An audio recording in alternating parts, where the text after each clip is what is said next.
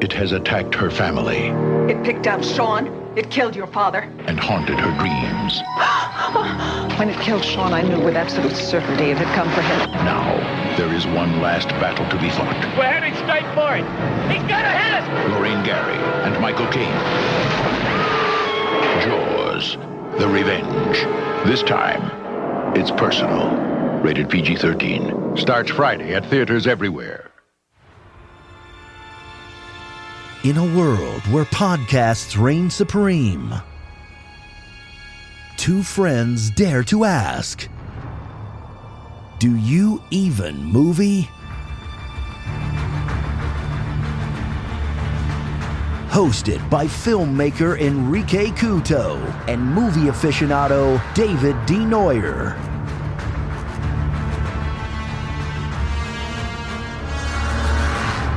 Spoiler alert.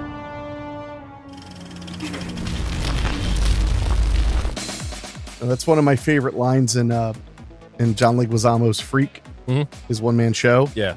He's talking about how his dad would like throw a little bit of it was his grandma would throw like liquor, like a little bit of liquor on them, and they'd be like, it burns. He'd be like, that's because you're wicked. And then later his dad's shaving and he throws the aftershave in their eyes. They're like, he's like, that's because you're wicked. Oh my God, that's funny.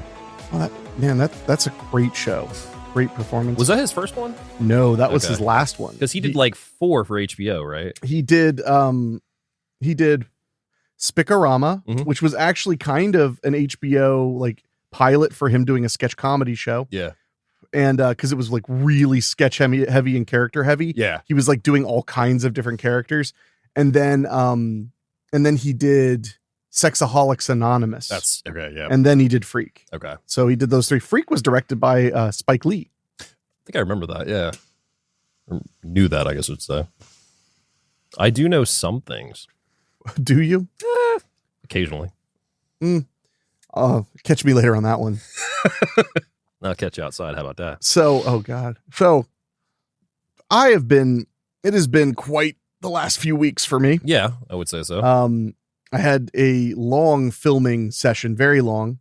We ended up going about an hour 10 over because there was no other choice. Yeah. Did you guys go 10 to 10? Well, originally that was the plan. Yeah, we went 10 to about, actually we didn't go quite that long. We went to 10 to about 11:15. I thought you were going to say you went 10 to midnight. No, thank God we didn't, because I was like about to die. I had tweaked my back for the second time in my whole life. Tweaked my back where it hurt for days. Oh shit.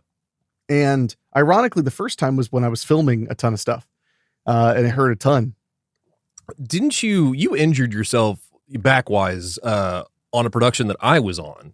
It was Babysitter 2. It was a Babysitter 2? Okay. It was on when we were shooting the key characters in that. It feels like it was longer than that, but I guess that was a while ago. It was a while ago. And no, that was really bad. But I was able to take pain medicine. Yeah. Which I can't take pain medicine during the day now without skipping the other medicine that I need. And I'd much rather have that.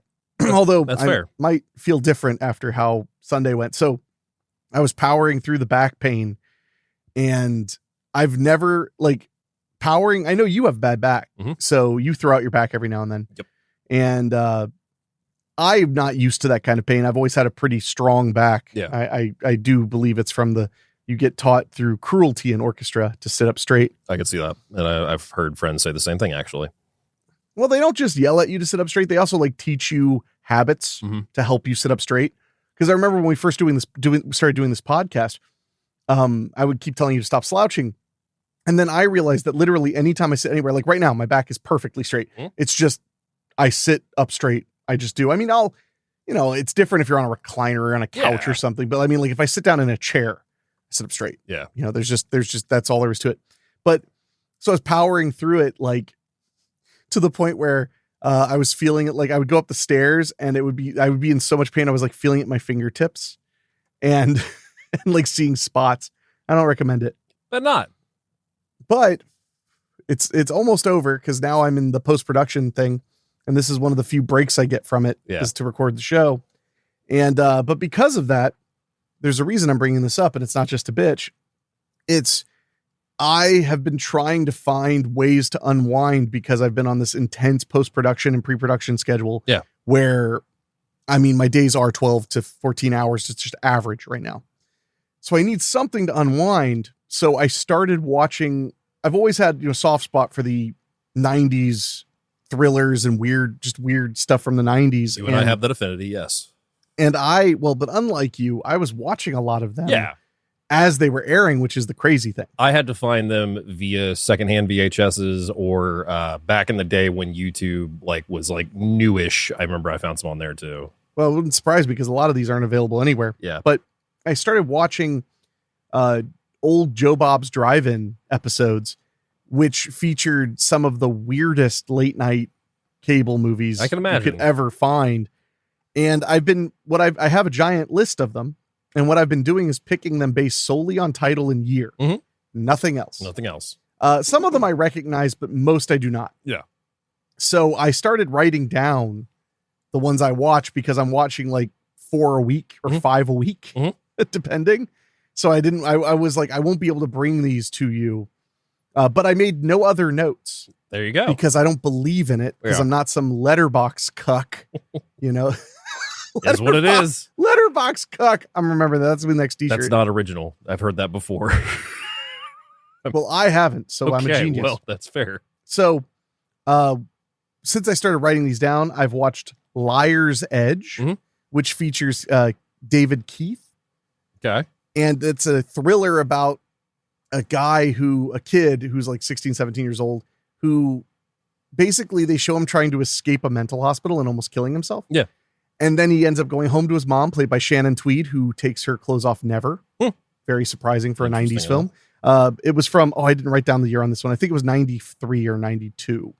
But it turns out that the boyfriend, the stepdad is some kind of a criminal. And then it turns out a woman's been murdered and nobody believes the son because he's a mental patient formerly. It was pretty fun. It takes place in the Canadian side of Niagara Falls. So Madame Tussauds Wax Museum is in it. That's awesome. Then the next night I watched Animal Instinct with Shannon Worry. For those who don't know who Shannon Worry is, she was the queen of erotic thrillers for a very long time.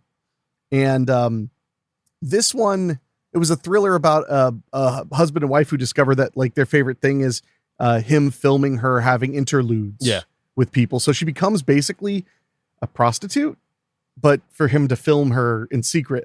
She knows and he knows, but the people that come in don't know. Yeah. But it gets, crazy. David Carradine is in it and nobody dies in it. It was very weird. And of all the ones I've watched so far, this one had the longest love scenes. It was very drawn out, very much more on the erotic side than the thriller side. Yeah. And not all these are erotic thrillers.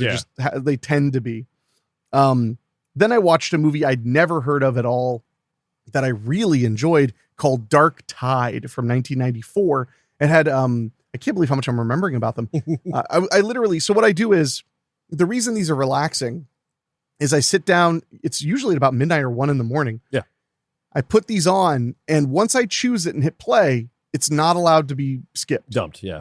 There's no trash. You watch it all the way through, all you have is this channel to watch.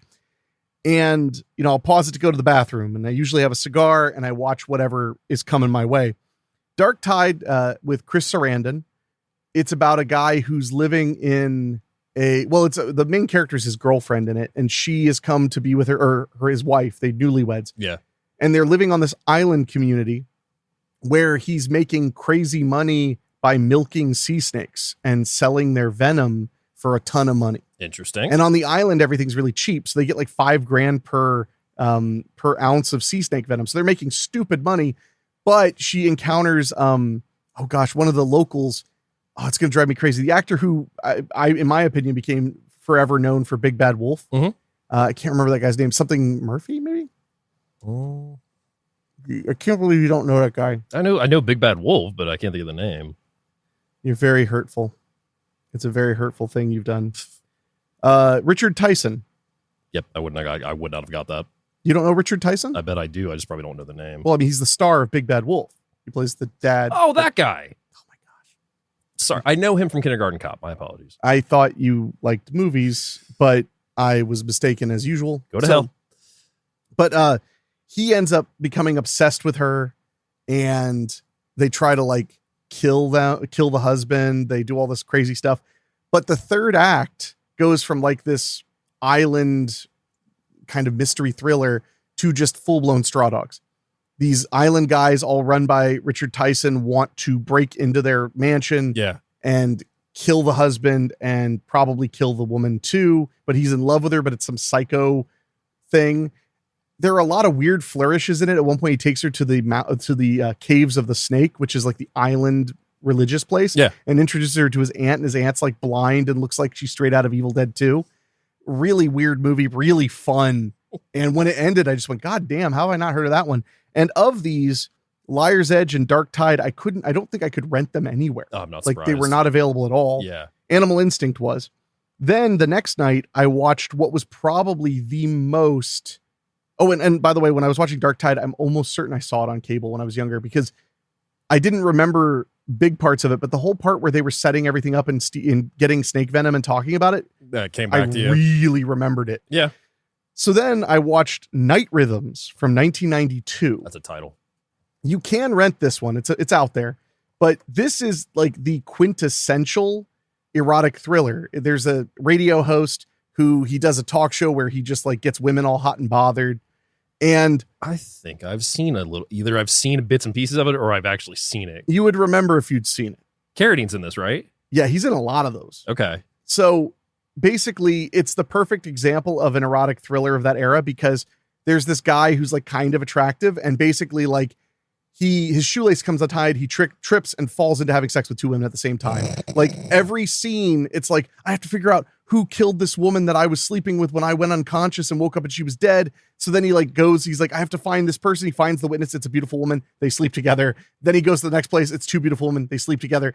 It's nonstop. It has a pretty good, but obvious twist at the end, but it was very much that era. I love the director's name, Gregory Dark. He did a ton of them. He did Animal Instincts as well. Okay. And then See No Evil. Yeah, I was gonna say and also some Breaking Benjamin videos is how I know him too. Mm-hmm. Well, so then last night I watched one that I would say was probably the biggest surprise. Okay. It was called Prey of the Chameleon. Prey, like Prey. Okay. Prey of the Chameleon. This woman escapes from a mental hospital and she basically murders someone and takes their identity. But it turns out that what she does is she meets someone, makes them her next victim, and then believes she is them for a period of time. That's cool. But the way that she keeps that going is when she switches identities, she dresses the person that she just killed up as the person she was pretending to be and dumps their body. Doesn't Angel Eyes do that at a couple points?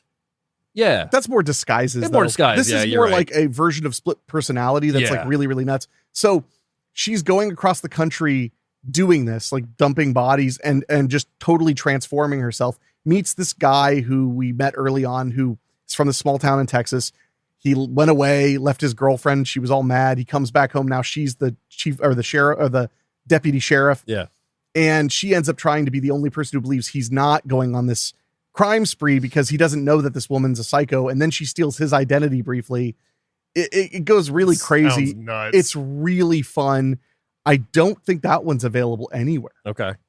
And it starred an actress that has been in a ton of stuff. And now I'm trying to remember. It was her name was Daphne Zunga. Oh, the chick from she's in Spaceball. She's in the Initiation. She is Zuniga. Yeah, Zuniga. She plays the psycho, the chameleon she's chick. good at that then. She's really, really good. It's a good one. And one thing I've learned, because I grew up watching Monster Vision, not Joe Bob's Drive-In.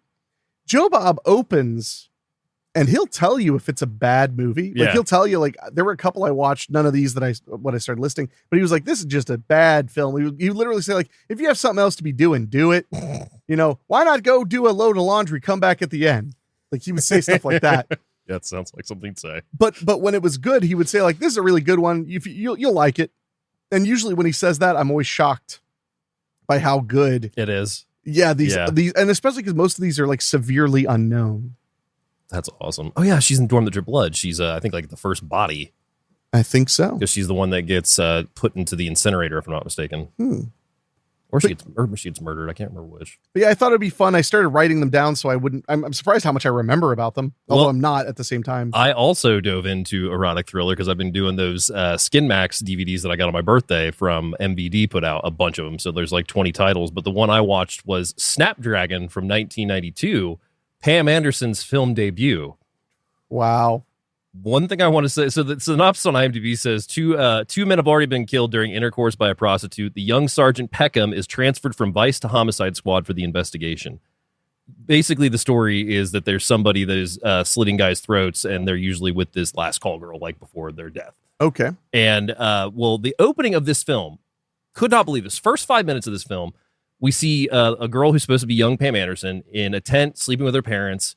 These people break in, kill her parents right in front of her, kidnap her, sell her into Chinese sex slavery. She is then being shown getting tattooed by a woman who says, "You're going to be the best ever." And then it goes into this celebration parade and over the credits with Snapdragon. Anything memorable in it, though? So, movie's fine. Like, it's okay. It's not bad. I've seen a lot worse. I've seen a lot better.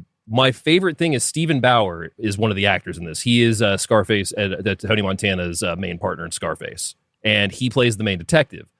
At the very beginning, his girlfriend is Chelsea Field in the movie, and they're in bed, and she gives him a hickey, and he goes, "Oh my God, he gave me a hickey. Now I'm going to have to wear sweaters the whole week." From that moment on, anytime he's in this movie, he is rocking a new sweater. I bet you there was a reason. He committed to the bit. That's all I'm saying. I'm saying, or like they shot most of it when it was cold or something. Yeah. No, but it was, I was like, I took note of that and I was just like, oh my God, he's in a different sweater every time you see him basically after. Guy's got style. So sweater game strong. But it's been a very amusing thing, and it's been really fun to wholly dedicate even when the movies are bad. Yeah. I watched a couple of dogs. Yeah. And even like Animal Instinct, it got kind of boring. Although Shannon Worry is an incredible actress, and she's like, she was built for these movies. She's literally got Girl Next Door face and an insanely like full-blown Penthouse Pet body. I mean, like 90s, like just ridiculous body. Yeah. You know, tiny body, big waist, big breasts. Like completely like built for this. And apparently she was in like 50 of these. Not like, surprised. She was very, very well cast over and over. And there are 2 more Animal Instinct movies. Of course there are. Oh, I also watched one I honorable mention called Hollywood Dreams, which was a comedy about guys making a sleazy movie, a sleazy, like a raunchy comedy. Yeah. And everybody's just banging each other the whole way through it. But it had a really cute ending. And I think that was directed by Gregory Tark too, actually, but I wouldn't be shocked. But that one was really cute. I thought that one was really fun because it ends with the lead actress of the movie who wasn't very good. I mean, in the actual movie, it wasn't very good. And in the movie, she wasn't very good. Running away with the assistant director guy. Yep. And they decide they're going to go back to Boise, where she's from. And her brother works at a radio station, and this guy's dream is to be a DJ. She's like, who knows what we could make happen if we go after our own dreams instead of making everybody else's dreams come true. And I was like, that's a sweet ending, though. It is cute. It is. So the other one I watched was Bare Exposure, which was basically about a guy that was in deep with some loan sharks, and he was friends with all these females, and they were trying to get a new roommate because the roommate females. The roommate comes home and she's catches the other roommate having sex, and she's like, "You're always having sex. I'm moving out." And like that was basically what happened. But the rest of the movie was them trying to put on a wet t-shirt show contest show to earn money to get him away from the loan sharks. Of course. and then they did. It was a happy ending. These are fascinating. So, but yeah, it's been nice to just sit down and have to watch it. I put my phone away. Yeah. I occasionally get tempted to just for a second see like who the director is and stuff, because I love to know that stuff. But overall, I've just been watching these like movies that are either painfully dumb or shockingly good. Like I can see why they were successful on cable. With Joe Bob hosting them, he starts it and he ends it. You're watching the whole movie straight way through. There's no him interrupting or anything. No, he's like, and I'll be back afterward. And sometimes he doesn't come back afterward. So, but then the other thing I want to mention was when he showed Prey of the Chameleon, his outro, he actually said like, and that was the cable premiere of it. So it was actually the first time it ever aired at like 11 o'clock at night on the movie channel. You said he showed like 160 episodes of that or whatever? It was probably more. More? Okay. I mean, he would sometimes host 3 in a night. Yeah. Starting at like, I think he started at like 10 p.m. So there'd be a lot of them. Yeah. So I'm gonna dig more, and I'm sure everybody's riveted to know about these movies that nobody cares about, but I care about them. Hey, I got 18 more to go, and I'm watching them in the order they were released. So I have to jump around a lot. I bet. Yeah, I'm mostly leaning towards anything 90s. Yeah. And there's also, I mean, there's action movies, there's all kinds of stuff. And like Dark Tide, I had no idea what I was walking into. And it's pretty much an erotic thriller, but the next one is Illicit Behavior is my next one. Oh, I've seen with that Shannon one. Tweed. Oh yeah. Well, Tweed was like the queen of those. And I always forgot her sister is in these movies too, because I forget her sister's name, but she's in Night Rhythms. Tracy Tweed. Tracy Tweed. But she was in Night Rhythms. Because when I saw her, I was like, why does she look so familiar? And then I looked up, I was like, Tweed. And I looked up, they have like, because they did like a photo spread together. Yeah. So. Oh, yeah. But anyway, so stupid movies that I love. There's nothing I like more than something that's forgotten or meant to be forgotten. Yeah. When things are, because it's like when you look at Roger Corman's career, like Little Shop of Horrors, everybody remembers Little Shop of Horrors. Everybody's fond of it. They didn't even bother renewing the copyright on it. No. Because they were like, well, it's done. It played for like 2 months at the drive-ins, and then it played, over here and over there. That's it. Yeah. And everyone, recalls it. Like, so I'm fascinated by these, especially when they're just not available anywhere. And most of them, I mean, nowadays, most of them are somewhere. Somewhat available, yeah. But then you'll find one where it'll be like, oh, there's just a VHS, and that's it. Well, I mean, following Fred Owen Ray on Facebook, I mean, he's been posting a lot of his movies that I've been going after since reading his book. And yeah, a lot of those are just not available. They're hard to get. And he hasn't, I mean, the later ones, obviously. Yeah. Well, the late 90s was really crazy. I mean, he was making so many films. And I'm dying to read that part of his book because he's doing one that focuses more on the 90s and the 2000s. I can't wait. So, but with that all being said, we're doing summer films. Yes, Life's a Beach Month. Life's a Beach Month. And because you chose that theme, I think you are to blame for the heat wave. I mean, that's fair. I think that's only fair. That's fair. Freaking, what is it, 94 degrees outside right now? I don't know about right now, but it was 94 degrees was the high today. It was 97 when I was driving here, according to my car. Cars are always hotter though, because they're in the middle of the sun and everything. Yeah, true. So, but like, yeah, it's been to immortalize the words of my great Aunt Betty. It's hotter than two foxes fucking in a forest fire out there. Yeah, that's a good way to put that. So, and it is, it's real hot. That's one thing I'm happy about is even with all the pain when I was filming, we filmed the whole day in an air-conditioned mansion. Yeah. Very well air-conditioned mansion. That's why I knew the pain was what was making me sweat, because I was like, it was actually kind of chilly. Because Calamity Jane was the hottest we shot in, right? Because that was the one I remember where we were very, very careful. Prolonged. Yeah. Because the other Western, Jesse James Unchained, was also really, really hot. That's right. Yeah. And, but no, with Jane, I mean, we had cold packs. We had cold, their rags basically to put on your neck and tons of water. But of course, the people in the cowboy costumes, they can't use that stuff. No. They just got to figure it out. They lived. In theory. But no, so it's definitely feeling summer now. It is indeed. As we're melting. Yes. I'm excited for this heat wave to end. God, me too. So. Me too. Well, your apartment gets pretty warm, right? Gets pretty warm. And from what I looked at, we're basically going from extreme heat to extreme wetness because it's going to be raining for like 4 days straight for what they're calling right now. Well, we had 2 weeks. Yeah. Of basically rain almost every day. But now the grass is probably going to like die a lot. Because God, I hope so.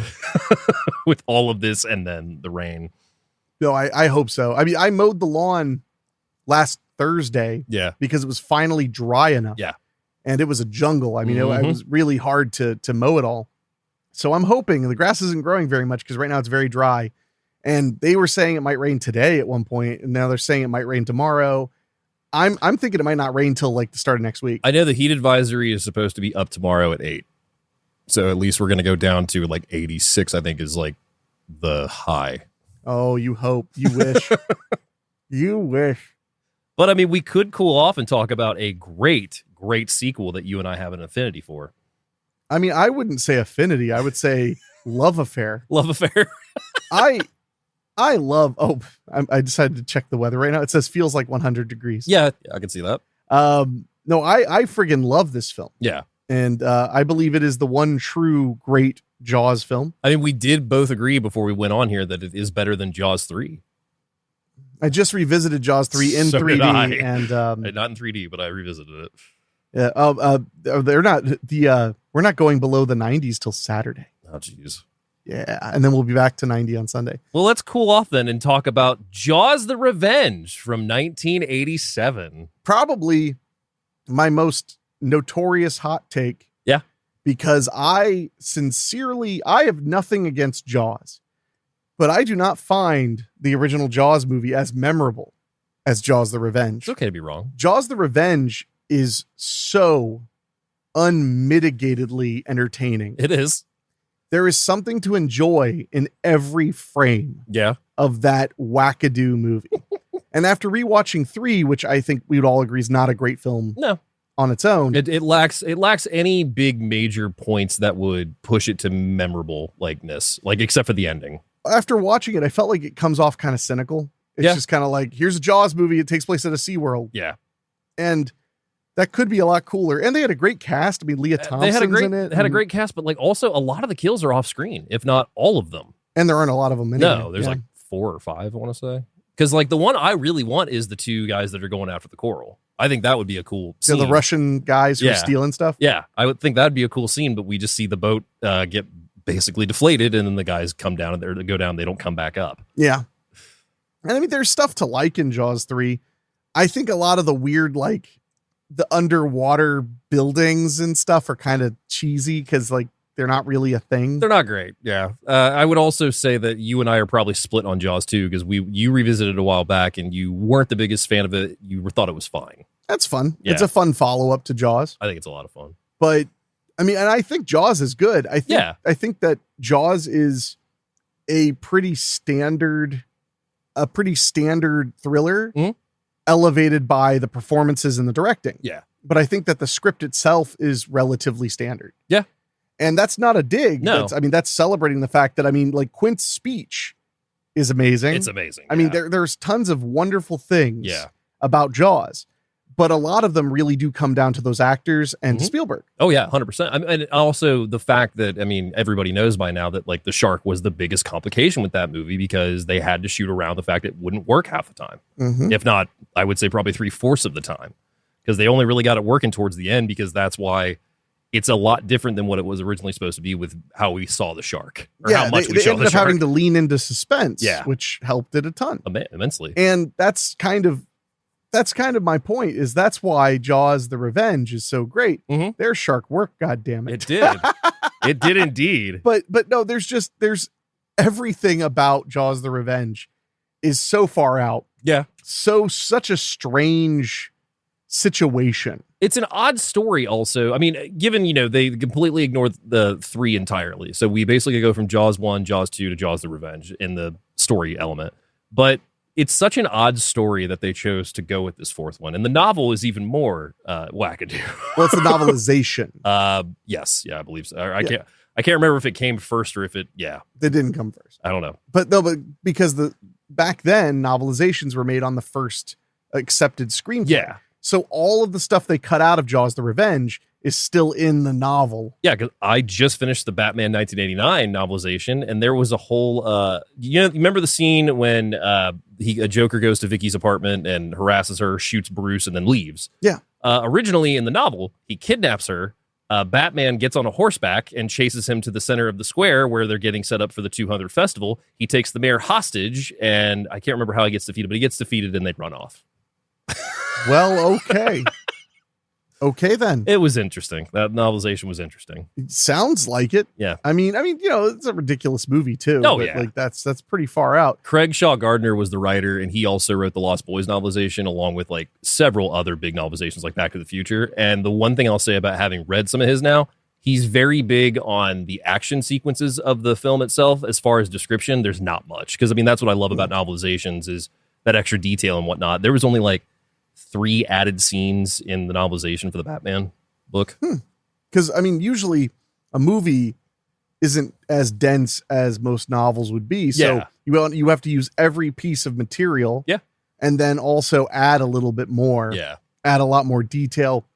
One of my favorite novelizations I ever read was the original Reanimator novelization, which just became available again like 2 years Finally, ago. yeah. 2-3 years ago. But it had like so much more about Dr. West and where he was before he got to Miskatonic and stuff like that. Another novelization I really enjoyed was Friday the 13th Part 6. Obviously. There was a lot going on in that novelization that wasn't in the film. Halloween 3 has an amazing novelization. I'd be very curious about that. I mean, and I don't doubt that it has one because that was the era of novelizations were always happening. Well, I've read the first 3 Halloweens, and the first one alone opens with Samhain happening and like a description of all that Loomis would say in part 2. But then the novelization for part 2 also has a explanation for why the hospital's so barren, and also has the death of the reporter that was cut out of the movie. Yeah. Okay. So with that all being said, speaking of great works of art, indeed, I know that a lot of people have a lot of opinions about Jaws the Revenge. Just some. And they're wrong. Because Jaws the Revenge is non-stop entertainment value. Yeah. Because every choice, the weirder they are, the more amusing they are. And for a film that should be this cynical, to have like Michael Caine in it, to have Mario Van Peebles in it, to have all these great actors who are clearly game. Yeah. Like they're trying. Yeah. Like when we were just rewatching it, like Michael Caine's romance scenes, he's going all in on them. He is. You know, he's trying to be legitimate because he's one of the greatest actors, you know, to ever live. Yeah. It is a hell of a thing. It really is. So if you think Jaws the Revenge sucks, I beg of you to reconsider how you watch movies. How you view it. Well, how you view anything. Okay. Because Jaws the Revenge is such a mess. Yeah. But I don't believe it's a mess from lack of care. It's a mess from a combination of bizarre choices. Yes. And studio intervention. A lot. Combined with said bizarre choices, and a lot of the bizarre choices being removed. That's another thing, because like the Voodoo subplot is gone. You heard me, right? But I'll talk all about the novel. Don't worry. There are little elements of the Voodoo subplot throughout all of Jaws the Revenge. Oh yeah. So they make some things just make almost no sense at all. Yeah. But that also makes the movie even weirder. Yeah. Like this weird telepathic connection between the shark and the victims. Not only the telepathy, but also they really hone in on nightmares in this movie more than any other Jaws film. Yeah. And some of those primarily for the scares. Definitely. Well, and like the way some of the effects and stuff are done so messily makes me think that there was a version of this movie that was done with care. Could be. That the studio was like, there's not enough bite, if you will. And I will. And you did. So that's one of the things that also fascinates me about the movie is they'll be like, on one hand, it's like, oh, it's a quick cash grab. But also we spent out the ass for Michael Caine. They spent out the ass for, what's the actress's name? Lorraine Gary. Lorraine Gary, who was in the first Jaws movie. Yep. I think she was in 2 second, as well. Yep. First and second. She's the wife of Roy Scheider's character in it. So like they spent out the butt for that stuff. Oh yeah. Also, they set it in the Bahamas, which one of the big differences between modern shark movies and Jaws is modern shark movies are almost always in the tropics. Yeah. They're in much prettier places than, I'm sorry, New York and New Jersey, however you want to look at it. So in a way, it's kind of a precursor to all these shark movies that were going to come along in the late 90s, especially in the early 2000s. Yeah. That were almost always set in an island community. Yeah. And it's funny because I remember somebody saying like, man, shark movies, you know, they must be really, this or that. That's why so many people are making them. And I was like, it's also really easy to sell. And we'll all go to Hawaii for 2 weeks. Yeah. I mean, that's a pretty easy sell at that point. It is. Yeah. So Dave, you want to introduce people to our film du jour? All right. So we dedicate this episode to our buddy Patrick, of course. Let's go ahead and just get that out of the way. Patrick, this one's for you, homie. 1 hour and 30 minutes, rated PG-13 for shark attacks, language, and brief sensuality. Nothing is more sensual than metalworking. Metalworking. IMDb synopsis says Chief Brody's widow believes that her family is deliberately being targeted by another shark in search of revenge. I mean, that's as correct as anything, I suppose. My synopsis, when her son is killed by a shark in Amity, Ellen Brody travels to the Bahamas, unaware that a shark has followed them in search of vengeance. That's a better one. I give you that one. Hey, I'll well take done. it. Taglines this episode include, "This time it's personal." Which the big one. Became a meme before there were memes. Yeah. The idea, this time it's personal. Yep. It's a shark. I love that. Oh, it's great. On Friday, June 17th, man's deepest fear will rise again. I like that deepest fear. Mhm. And then Water. man's deepest fear has risen again. Okay, those are basically the same Same tagline. thing, yeah. Okay. Jaws the Revenge, currently available as we record this to stream on Peacock. You can also rent it via Prime and Fandango as well. Peacock does have all 4 Jaws films at this time, so if you are looking to binge them, that is the place to go. Well, and we just very recently celebrated the first Jaws' 50th anniversary. Yes, we did. Director on the film is Joseph Sargent. He gets his start actually as an actor in 1951 with Her First Romance. Goes on to be in I Am the Law, From Here to Eternity, I Led 3 Lives, Dr. Hudson's Secret Journal, The Lone Ranger, State Trooper, Pied Piper of Hamelin, Grey Ghost, Navy Log, Sheriff of Cochise, Tales of Wells Fargo, The Detective, Torbuck, Carolyn, Ivory Hunters. It's not until 1959, though, that he does his first directing on Street Fighter. Which Street Fighter? Not the Sonny Chiba one. It's 1959. Because it's too early. So then he goes on to shoot Lassie in 64. Also shoots some episode of Bonanza, Kentucky Jones, Mr. Novak, Gunsmoke, The Wackiest Ship in the Army in 1965. Then he goes on to shoot One Spy Too Many, episodes of The Fugitive, Girl from U.N.C.L.E., episodes of Star Trek, episodes of The Man from U.N.C.L.E., FBI, Spy in the Green Hat, Hell with Heroes, It Takes a Thief in 1970, The Tribe, Longstreet, Man on a String, Buck and the Preacher, The Man Who Died Twice. Then, in 1973, he shoots what is probably one of the best-known Hicksploitation films, White Lightning. Really? Yep, he is the director of White Lightning. Okay, now we're cooking. So then he goes on to shoot Sunshine in 73, Taking of Pelham 1, 2, 3 in 1974. Goes on to shoot Hustling, The Night That Panicked America, MacArthur, Amber Waves, Playing for Time, Coast to Coast, Freedom. Then in 1983, he shoots an anthology film entitled Nightmares, The Bishop of Battle with Emilio Estevez. He directed that. God damn. Okay. Goes on to shoot Memorial Day in 83, Choices of the Heart, Space, Passion Flower, There Must Be a Pony in 86, Of Pure Blood in 86. Then in 87, Jaws the Revenge. He then basically goes on to work for TV that moment on for CBS Summer Playhouse, Day One, Caroline, Ivory Hunters, Never Forget, Somebody's Daughter, Skylark, My Antonia, Streets of Laredo, The Wall, Crime and Punishment, A Lesson Before Dying, Bojangles, Salem Witch Trials in 2002, the TV movie. Okay, yeah. Then he goes on to do Warm Springs, Sybil, and Sweet Nothing in My Ear. Wow. Yeah. So he worked a lot. He definitely had, I mean, White Lightning is a movie that I grew up on. My dad loves Burt Reynolds. So White Lightning, The Longest Yard, I grew up with those movies. So the fact that he did that and did put that together until I was watching this, I was like, holy shit. I mean, it sounds like they hired, they brought in a guy who had a ton of experience, but by bringing in a guy who had done a lot of TV, they wanted somebody who was disciplined. Yeah. Because that's the big thing on TV. You keep your schedule, you keep your budget. Yeah, we did unfortunately lose him back in 2014, December 22nd. He passed from chronic obstructive pulmonary disease. It does not give his age, unfortunately. Really? Yeah. Wow. I can put it together. Oh, 89. There we go. Oh, wow. Yeah. Okay. Yeah. He was 89 when he passed. I mean, that's, if there's any argument for there being a God, it's that God was like, you gave us Jaws the Revenge. You can stick around as long as we can stand. One of the writers on the film is Peter Benchley, who gets a character credit, of course, but he gets to start writing the novel of Jaws in 1975, where he also does the screenplay, does the novel and screenplay for The Deep in 77, character credit for Jaws 2 in 78, The Island in 1980. I was going to ask you about this. Have you ever seen The Island with Michael Caine and David Warner? That's not the body farming one, right? No, this is the one where Michael Caine and his son are on an expedition on the sea, and they end up coming across modern pirates ran by David Warner. No. And David Warner kind of Captain Hooks the kid, trying to make him his apprentice and whatnot and turn him against his father.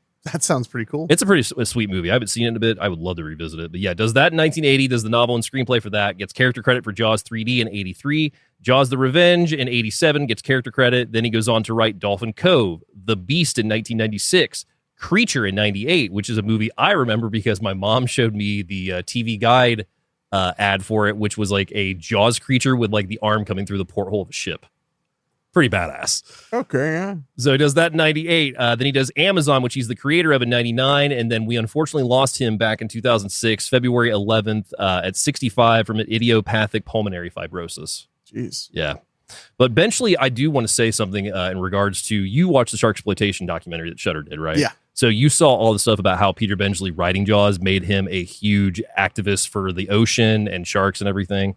Very cool guy. And it would not have been done had he not written that novel and then actually realized how sharks are completely different from what he actually put on the pages and screen. So he was like Oppenheimer.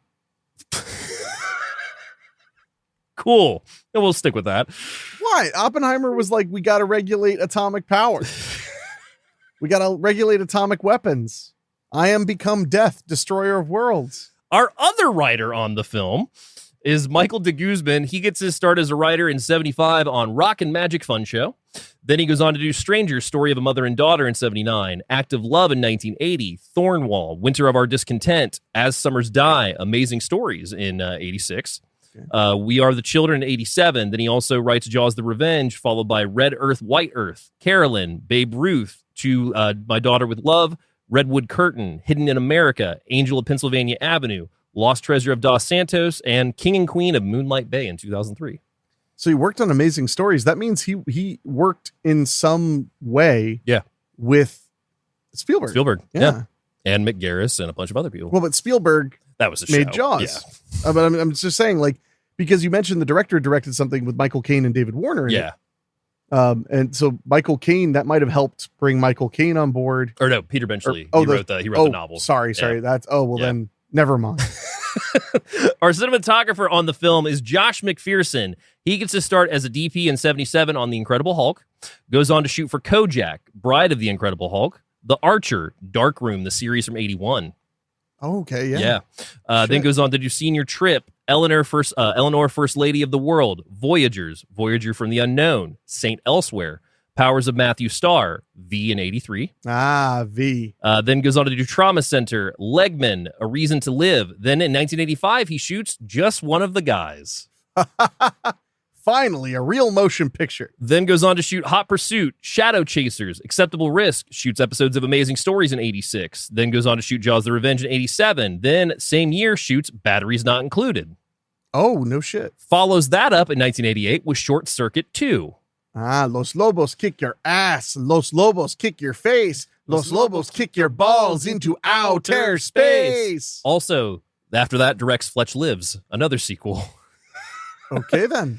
Then goes on to shoot Baywatch, Panic at Malibu Pier, The Littlest Victims, Yabba Dabba Doo Celebration, Alien Nation, both the pilot and the film. Really? Mm-hmm. Okay. I love Alien Nation. Bingo in 1991. Also in this time, he's also directed episodes of The Incredible Hulk, Dark Room, Alien Nation, Strays in 1991, the TV movie. Mm-hmm. Then goes on to shoot Dirty Work, not that one.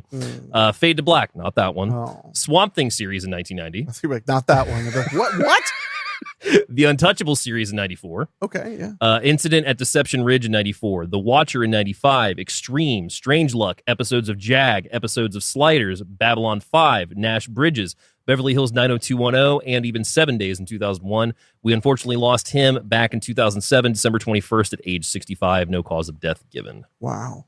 Man, talk about a career in TV just catapulting. So interesting. So the DP and one of the writers worked on Amazing Stories, although a lot of people did work on Amazing Stories. Yeah. But it makes me wonder if that was somehow an element to getting them in Jaws 4. It could have been. Not 100% sure. It's just interesting to me because I wonder, has Spielberg said anything about the Jaws sequels that he wasn't involved with directly? Not that I can recall, because I just watched literally all the making ofs. I mean, he's only in the first one, obviously. And they brought up the sequels at the tail end, and he just said, he said something along the lines of, I'm aware of them, I've never seen them. Damn, never seen them? Spielberg. Moving on to our cast, we have Lorraine Gary, who plays Ellen Brody in the film. She gets her start in 1967 on Dragnet, goes on to be in Name of the Game in 69, The Bold Ones, The Protectors in 69, The Bold Ones, The New Doctors in 69 as well, McLeod, The Virginian, The City, O'Hara U.S. Treasury, Macmillan and Wife, Her Ramsey, Night Gallery in 72. Marcus Nelson Murders in 73, which is where Spielberg sees her to cast her in Jaws, by the way. Really? Mm-hmm. Okay. Partners in Crime in 73. Wide World of Mystery in 73. The FBI in 73. Ironside. Kojak. Pray for the Wildcats. Marcus Welby, MD. Then The Rookies in 72. Jaws in 75. Then goes on to also be in Car Wash in 76. I Never Promised You a Rose Garden in 77. Jaws 2 in 78. 0 to 60 in 78. Crash in 78. Just You, Me, and the Kid in 79. Jaws the Revenge in 87. She came out of quasi-retirement. Yes, that one. that is correct. She yeah. didn't do anything after Jaws the Revenge? No. Oh, so that was straight up. That was it. Yeah. Because a lot of times we've seen with a few, especially female actors, we've seen them come out of retirement and then have an entire second career as like in their older age. Yeah. We've seen a few people who had just as long a career after. Yeah. I mean, retired. Piper Laurie. She that's what I was thinking. She retired. Laurie. Yeah. And then then she came back and was like in, I think, easily as much stuff as she was in before. Yeah. I mean, Carrie launched her at that point, obviously. I mean, it was not even a decade later she was in Twin Peaks. Wow. Yeah. Yeah. But yeah, for those who don't know, Lorraine Gary also married to Sid Sheinberg, who was the MCA president at Universal. So that's why she came out of retirement for that one specifically. Well, I mean, I'm guessing. I mean, she probably got. Do we know how much they paid her? I don't. It may be in my notes, but I don't think it is. Moving down to our cast, we also have Lance Guest, who plays Michael Brody in the film. He gets his start as an actor in 78 on Dallas. Goes on to be in Why Us in 81. Please Don't Hit Me, Mom in 81 as well. Halloween 2 in 81. Cassie and Company in 82. I Ought to Be a Prince. Lou Grant. Saint Elsewhere. Confessions of a Married Man. The Roommate. Then The Last Starfighter, of course, in 84, which he's the star of. Which I only saw not that long ago for the last first year time. for me on the big screen. And it is good. Oh, it's so That's a much fun. really great film. So much fun. Just the Way You Are in 84, ABC After School Specials, Walking to Act in 85, Jaws the Revenge in 87, then goes on to be in The Wizard of Loneliness, Favorite Son, Knots Landing, The Wonder Years, Liz Goes On, Heart to Heart Returns, All American Girl, episodes of The X-File in 95, Party of Five, The Burning Zone, Plan B, Becker, Thanks, Stepsister from Planet Weird in 2000, Mach 2 in 2000, episodes of JAG, NYPD Blue, House, Shadowbox, Jericho, Fluebird Horror, Least of These, and Wake Up. Late Show with Letterman, he appears on. Night of the Wolf, late phases in 2014. He's the son. No shit. Mm-hmm. All right. Yeah. Traces in 2021. The Patient in 2022, which is the Steve Carell show, right? Yes. Yeah. No, that's such a great film. And Alter Perceptions in 2023. Oh, man. No, The Patient that's seriously one to watch. Yeah. We also have Mario Van Peebles in the cast, who plays Jake. 111 credits on this man's resume, by the way, which I'm sure you're not surprised by. What was it? 111 credits on Mario Van Peebles. Wow. I actually thought it might be more. You want more? Well, I think he was able to get more picky. Yeah. Which is good. Oh, absolutely. So he gets his start in 71 with Sweetback's Badass Song, of course. Sweetback's Badass Song. Cross Current in 71. The Sophisticated Gents in 81. One Life to Live in 83. Film debut for his later career in Exterminator 2 in 84. I mean, that's where your career really launches. Goes on to be in another one of my favorites, The Cotton Club in 84. Delivery Boys 85. Rappin' in 85. Children of the Night. South Bronx Heroes. The Cosby Show. 315 Moment of Truth. Last Resort. LA Law. Heartbreak Ridge in 86. Facts of Life Down Under in 87. Same year he does Jaws the Revenge. Then goes on to be in The Child Saver. Identity Crisis. 21 Jump Street. Blue Bayou. New Jack City in 91, which he also directs. Yes. Stompin' at Savoy. In the Line of Duty, Street War, which those In the Line of Duty movies are so much fun. And that one was one of the best. Yeah? Yeah. Street War is fantastic. Goes on to do In Living Color in 93, Posse in 93, which he also directs. Gunman, Full Eclipse, Highlander Final Dimension, Panther, Solo, Riot, Gang in Blue, Strangers, The Outer Limits, Crazy Six, Killers in the House, Judgment Day in 99, the one with Ice-T. I love Judgment Day. Yeah, it's a good movie.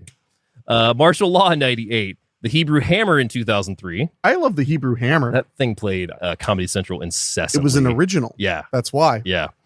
Badass, the making of Sweetback's Badass Song. Yeah, it's kind of the story of his father. Yeah. And he plays his father. Yeah. It's a great film. Soul Food 2004, Carlito's Way, Rise to Power, Hard Luck, Law and Order, All My Children, Damages, The Game, Hellcats, We the Party, which he also directs, Red Sky, Drumline, A New Beat. Yes, there's a Drumline sequel. Okay. Then he goes on to do Bloodline, Deception, Z Nation, A Clear Shot, Empire, Salt and Pepper, Wu-Tang and American Saga, which he also directs, Black Cake in 2023, and Outlaw Posse in 2024. I am embarrassed to say I didn't know he was so active still. Yeah. That's awesome. Directing that I didn't mention includes Gang in Blue, Hard Luck. He directed episode of Sons of Anarchy, episode of Damages, episode of Law and Order, episode of Lost, episodes of Boss, episodes of NCIS, Once Upon a Time, The Last Ship, Roots.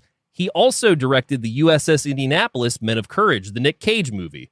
He directed it? That's a Mario Van Peebles directed film. Did we watch that? I don't think You did. Oh. Because it hit Netflix. Oh, no, I liked it. It was pretty good. Episodes of Empire, episodes of Power, Salt and Pepper, the VH1, or I think it was a VH1 original movie, I think. CSI Vegas and that Wu-Tang. So he's now I know why his credits as an actor dropped, because he became a prolific television director. Oh, yeah. Good for him. Oh, hell yeah. Mario Van Peebles is badass. Posse from 1993, the Western he did with Billy Zane. Fantastic movie that does not get enough credit. I'm pretty sure I have Joe Bob hosting that on my list. I know Andrew really loves that movie too. So what was your first time watching Jaws the Revenge? Well, David, I was so young that I can't pinpoint an exact moment, but I can tell you that I watched it many, many times because I taped it off of HBO. And this says a lot about me. I had to have been 6 years old, because it scared me. The opening sequence we're going to be talking about here in a minute, where the shark bites the guy's arm off, scared me so bad and gave me so many nightmares as a kid. Oh, yeah. That I used to, when I would want to watch Jaws, which, was 5, I was like, I'm going to watch Jaws. When I used to watch it, I would fast forward past that. And I would start after that was over. Fair because point. It was scary. No, it's traumatizing as a kid. Yeah, absolutely. And it's still a pretty effective scene, except for the weird mishmash of edits they did for the attack where the shark comes up. Because this is based on nothing. Yeah. But I believe that likely the original version was just like a quick shot of the shark and then like splashing water and then him going, and realizing his arm was gone, which would have been scary, even more scary. Yeah. But then they just like hodgepodge in all these water, shark teeth. Yeah. And some of them, it's clearly daytime footage. They've turned blue. Yep. But that scene stuck out with me forever. Absolutely. And I've always had a fear of the water. So I really liked, as a kid, the sequences once they end up on the boat for like that last act, where they're all trying to figure out how to kill the shark. Yeah. And it gets, spoilers, progressively stupider as you go. But no, so I saw it insanely young and watched it many, many times, and then revisited it as a teenager, realizing like, oh, hey, I now that DVD is really proliferated, I'm going to watch Jaws, and then Jaws 2, and then Jaws 3, and then Jaws the Revenge. Yeah. And I'd be like, whoa, Jaws the Revenge. But then it was years later when I was watching it at my buddy's beach house on Long Beach Island, New Jersey. Yeah. He was like, dude, you want to watch Jaws? And I was like, I want to watch Jaws the Revenge. And he lit up. He was like, I have a copy of the multi-pack. Yeah. We were watching Jaws the Revenge, and that was the first time that I insisted on dissecting all of the weird things. That makes sense. Because you could at that point. Yeah. Yeah. So I was pausing it and going like, whoa. And my buddy, it was with my buddy Josh, and Josh was a film guy. Yeah. So I would stop and be like, dude, because he would joke about like, these edits are so bad. And I was like, let's see just how bad these edits are. Yep. And that's the birth of the event screenings of Jaws the Revenge that happened in my home impromptu. Backyard. Well, we did the backyard, but the first time I did that was in my living room. Well, that was because originally we went to go see Conjuring 2, and Conjuring 2 was sold out, and that was the day that Amazon had graciously delivered my Jaws Blu-rays of 2, 3, and 4. So we came back here because Conjuring 2 was sold out, and we put on Jaws the Revenge. And I remember because I was like, have you frame by framed the cuts? And you had not. And I like to think I've given an entire generation of people slightly more of an appreciation for how nuts Jaws the Revenge is. I think so Jaws the Revenge is 90 minutes, as I said at the beginning of the show. I think that particular watching of Jaws the Revenge at your house, when we frame by framed it, made it into a 2.5 hour event. Easily. It also established things like singing The Revenge to the tune of Noel, of the first Noel and stuff. I love Jaws the Revenge. It's very much like some people feel about like Rocky Horror. Yeah. I think that there's so much to love about how weird Jaws the Revenge is, and every weird choice is worth dissecting. So the first time for me watching it, I was a young kid. I'm not sure how young I was, but it was late at night. I think I was the only one left up in the house, and it was TNT. And I was watching whatever was ending on there, have no idea. And it went into Jaws the Revenge. And I had seen all of 1, had seen bits and pieces of 2, had never seen 3, and knew about the Revenge, but had never seen it. So it started, and yeah, that scene of the son getting his arm bit off and then getting his head basically bit off with everything was just so fucking traumatic that I stopped and went to bed. Like, I was just like, nope, this is too intense. What a wuss. So then several years later, caught it on TV again, watched it. Always had that understanding of it was the lesser of the Jaws sequels, so really didn't pay much attention to it. But when Amazon had announced that 2, 3, and 4 were coming out, well, I have to get the entire collection. How can I not? Well, yeah. So got them, and then you and I watched Jaws the Revenge. I was never a big fan of Jaws the Revenge because I always felt like there was not much shark in it. And what's hilarious is I think, honestly, it probably has the most screen time next to 2. Yeah, there's a lot of shark, actually. There's a lot of shark for better in this and movie. for worse. There's a lot of shark. But it was the screening in your backyard in particular where I was just like, oh, this is actually a pretty fun movie.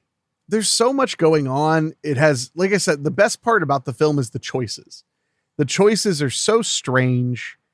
It's just offbeat enough. Oh, yeah. And Michael Caine really kind of throws a weird kind of monkey wrench in it by being Michael Caine. Yeah.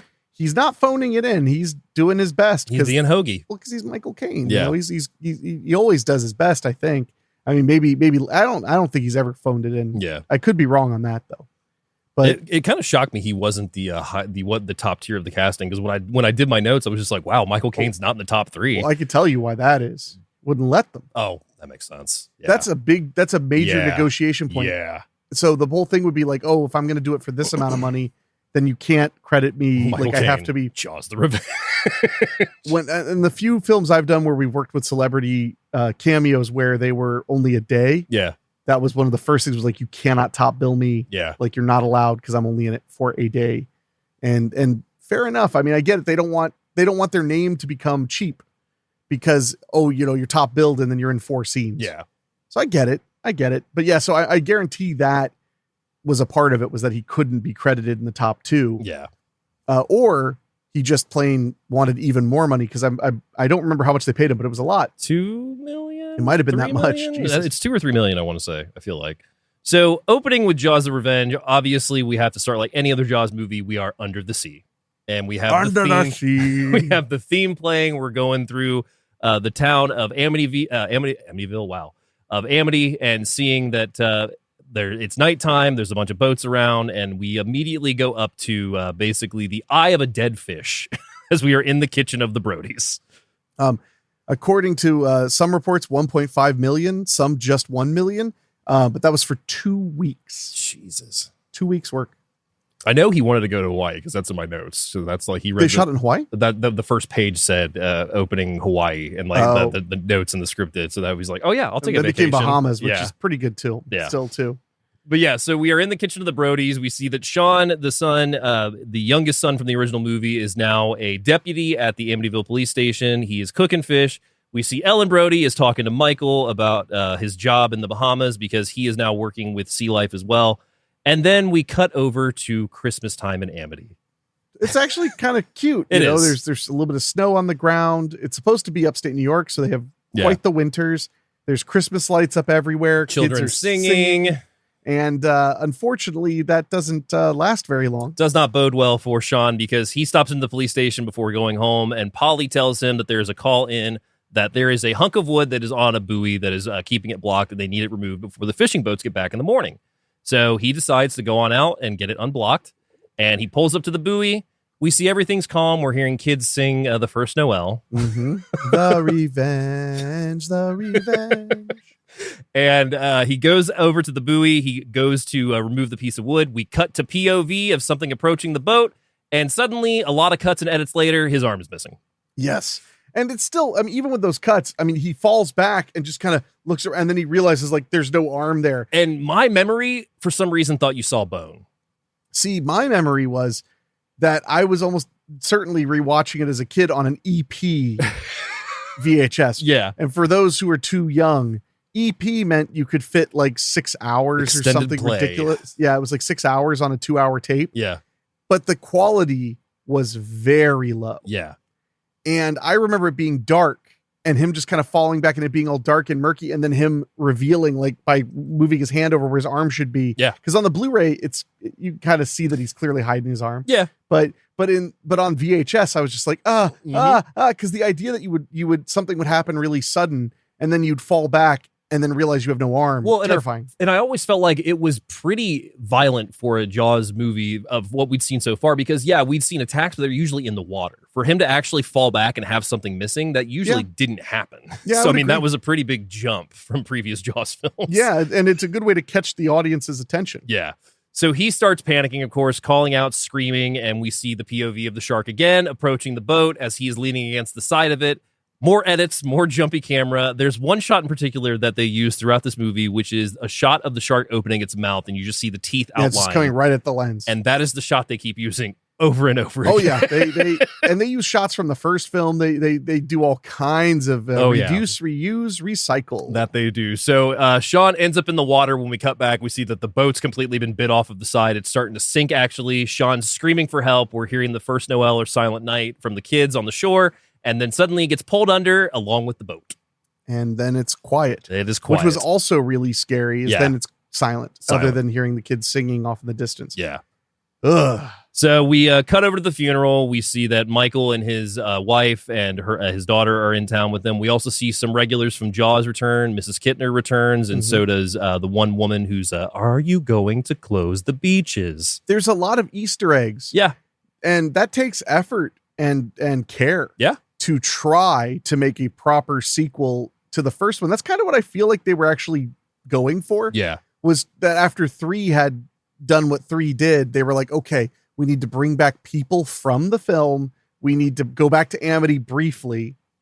And which is why it's extra funny that the movie turned out the way it did, because it's like there's so much attitude of like, who cares, just get it done, like whatever. And then also, but it's a sequel to Jaws. We should do this and this and this to try and make it all work. I think the best reveal of all is right here, where that we find out that that she's going to go back with them to the Bahamas and everything. But they show this piece of wood on the beach that was what was on the buoy. Mm-hmm. It's a piece of the orca. Yeah, that's a hell of a moment. That's a fucking Easter egg now. Yeah, well, and the fact that the mother, is dealing with the fact that like I lost a husband to. What didn't she say? It was like he didn't die in the water. He didn't die of he didn't die of a heart attack. He died of fear of it coming back. Yeah, he lived his life in terror. Yeah. And that gave him an early grave. Yeah. And I can't imagine he was very fun to live with during that period. No, but I mean, it's a sad story. We see Roy Scheider in a shot in this movie as he's a picture in the police station, which is one of the promo shots from Jaws that I love. Well, of course.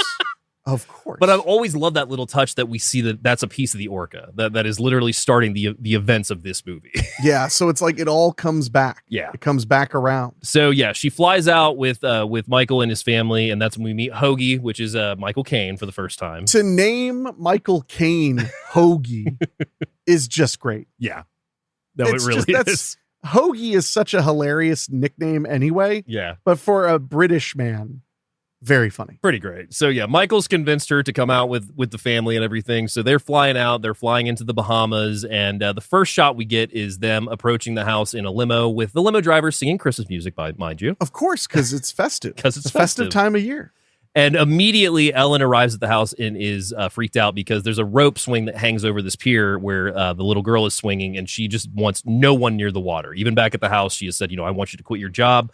Get away from the water. I don't want any of my family near the water. And that's when the whole thing of your father being afraid is what killed him. Yeah. And it's hilarious because with all the events of the Jaws film, first 2 films, yeah, both sons worked with the water. Yeah. Now, of course, one works where it all happened. The other works on the other side of the world in a totally different type of ocean, doing research on conch shells. Yeah. And well, not the shells, but the conchs themselves. He's an aquatic researcher. Yeah. Which is, of course he is. And for those who don't remember, Michael is the one who's in the pond in the original Jaws film. Michael's in the pond. That's when he encounters the shark in Jaws 1. He is also, they're both tormented by the shark again in Jaws 2, and Michael gets concussed in Jaws 2, and Sean is left with everybody on the island in Jaws 2. So these kids have not had an easy life with water. Well, or sharks. In their defense, it's been like 20 years. It has been 20 years. So it has been a long time. And no SeaWorld. And most people, they just forget childhood trauma. It doesn't really stick around. It doesn't really stick around. No. Nah. That is shocking that Michael did seek out a job for ocean work. Yeah. I mean, it is, it's a totally different place, though. I mean, working in the Bahamas in the warm water. Yeah. Totally different, I assume. I've never been in warm ocean water. I haven't either. I mean, I've been the Florida is where I think that's gone. close. I think that's warmer than, the furthest south I've been in the ocean is Jersey. That's fair. And it's cold. Yeah, I've heard that. Yeah, the first time I went to the ocean was I think it was New Hampshire. It was right nearby. It was way up New England. That water was freezing cold in the summer. I can imagine. But honestly, it's very nice when it's hot. But yeah, cold water. Oof. So there's not. I'm gonna go ahead and say it. And we've discussed this off mic. There's not a lot that per se happens in this movie, so we may throw some events around and rush through this pretty quick. Except everything happens. Everything happens in this movie because you've got a killer shark, you've got family dynamics, you've got generational trauma, you've got a new love blossoming in the shadow of death. David. I mean, fair. Michael works with Mario Van Peebles' character Jake. They are studying snails at the bottom of the ocean, conch shells specifically, and his wife is a metal worker that is doing this big sculpture for Bahamas. She's a metal artist. Yeah, I mean, she's not building piers and stuff out of steel. She's creating things out of metal. Yeah, and I want to make sure we don't pass over the fact that Van Peebles in this has been cast as a Jamaican. As a Jamaican, so he's got his dreadlocks. Yep. And he's doing his whole Mon thing. He's doing his accent. And he is chewing that scenery. Yes. I looked like he was having some fun. Oh, yeah. I think a lot of people are just having fun in this movie, because how can you not? I mean, they literally all get to hang out in the Bahamas. Yeah. They get to hang out in the Bahamas. Do you notice how tan Michael is? Like, he is really tan. Like, Yeah. So some events that happen, we have Lorraine Gary has a nightmare that she's swimming in the water and the shark attacks her. Some quick edits and some whatnot. She wakes up in the bed and Thea is like, Grandma, are you okay? And we also see that we talked about the voodoo element that's cut out of this movie. She is on the beach playing with Thea at one point. They're making a sandcastle, and she just looks out into the water and just gets a vibe of something. Yes. And right as they do this, they cut to the best fucking shot of the shark, in my opinion, throughout the entire movie. It swims through the water, this huge shark with its mouth open the entire time. Well, they do just catch whatever they catch and they'll eat it. They do. But I mean, it's pretty great. No, it's... And how the shark looks underwater varies from really good to quite silly. But the main reason it's silly is because the shark is not real. Yeah. So when it passes the camera, it's just a big puppet. Yeah.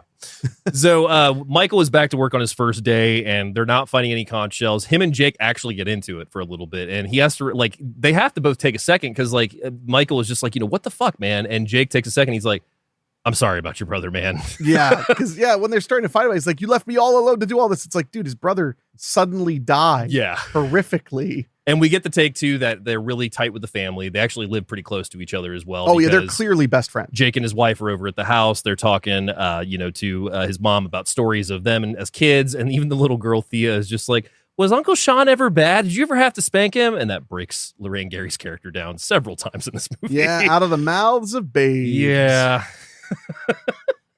Thanks, kid. So this leads up to the introduction of the shark being in the film and at the Bahamas. Is Jake is down there in the submarine doing the conch study, and all of a sudden the shark just appears right by him. And it's not really a submarine, because they're in scuba gear. Yeah, it's more of just a transportation device. Because it doesn't keep air in or anything. Yeah. The water fills it up, and you just go around, and you're already in the scuba. I don't know. There's a word for it, but I can't think of it. Either. But it's like a little car for underwater. Basically. Yeah, he's literally just. We see a shot of the conch shells. We cut back, and there's Jake, and there's the shark just next to him. Just this giant, great white shark head. And honestly, the fact that there's no music scare right there is actually really scary. It's unsettling. It's just there. It's just there. Because underwater, there's no sound. Yeah. Everything is the same kind of underwater sound, you know? So the idea that it could just come right up to you Yeah. Terrifying. Terrifying. Well, and then also like, so it bumps him a little bit Yeah. and then just swims past him. And he's like, Jake, why are you quiet? Why are you quiet? Then the shark leaps up, bites onto their boat, gnaws on it for a bit. And this shark, again, is huge. It's gigantic. It's gigantic. Just gnawing on this boat. And Michael is immediately just like, whoa. But of course, instead of being mortified, they're fascinated. Yeah. Because they're aquatic experts. They're marine biologists. That's the word I was trying to think of. They're marine biologists. Yeah. So they know that, like, while it's not impossible, it's pretty much unheard of for a great white shark to be in the warm Caribbean waters. Correct. This is completely Not out of the ordinary. Not expected at all. Which means that there must be a really interesting scientific explanation. Yes. And because nobody thought, maybe it's just voodoo. Because that shark would have swam, I think it was like 7,000 miles. There is, I'll talk about when we get to the notes, but there is a whole section in the book about it coming in contact with a sperm whale, which basically dictates where it's at in the water of crossing over, apparently. That makes sense. Yeah. I mean, and sharks can travel an immense distance. Yeah.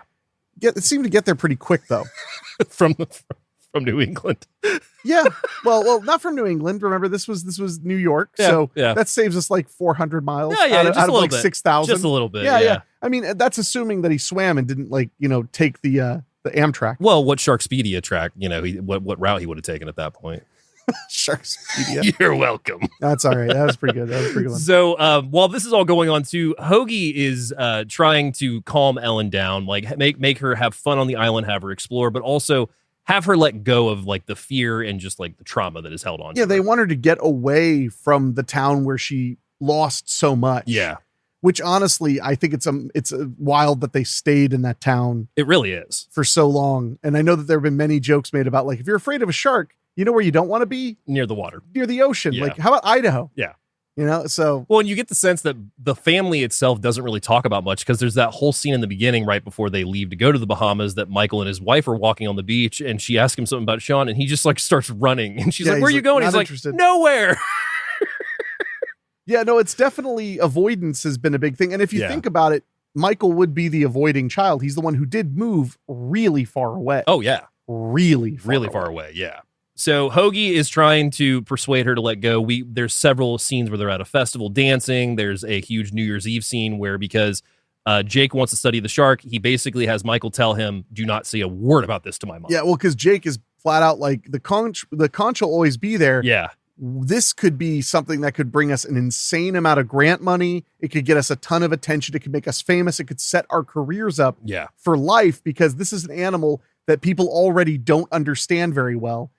And now we have it in a place in the world where it's never supposed to be. So let's tag it. Let's tag it and find out where it came from, where it's going, and why it's here. So they set up this whole scene where he has this transponder that he is going to attach to the shark via like basically stabbing it in the side. Yeah.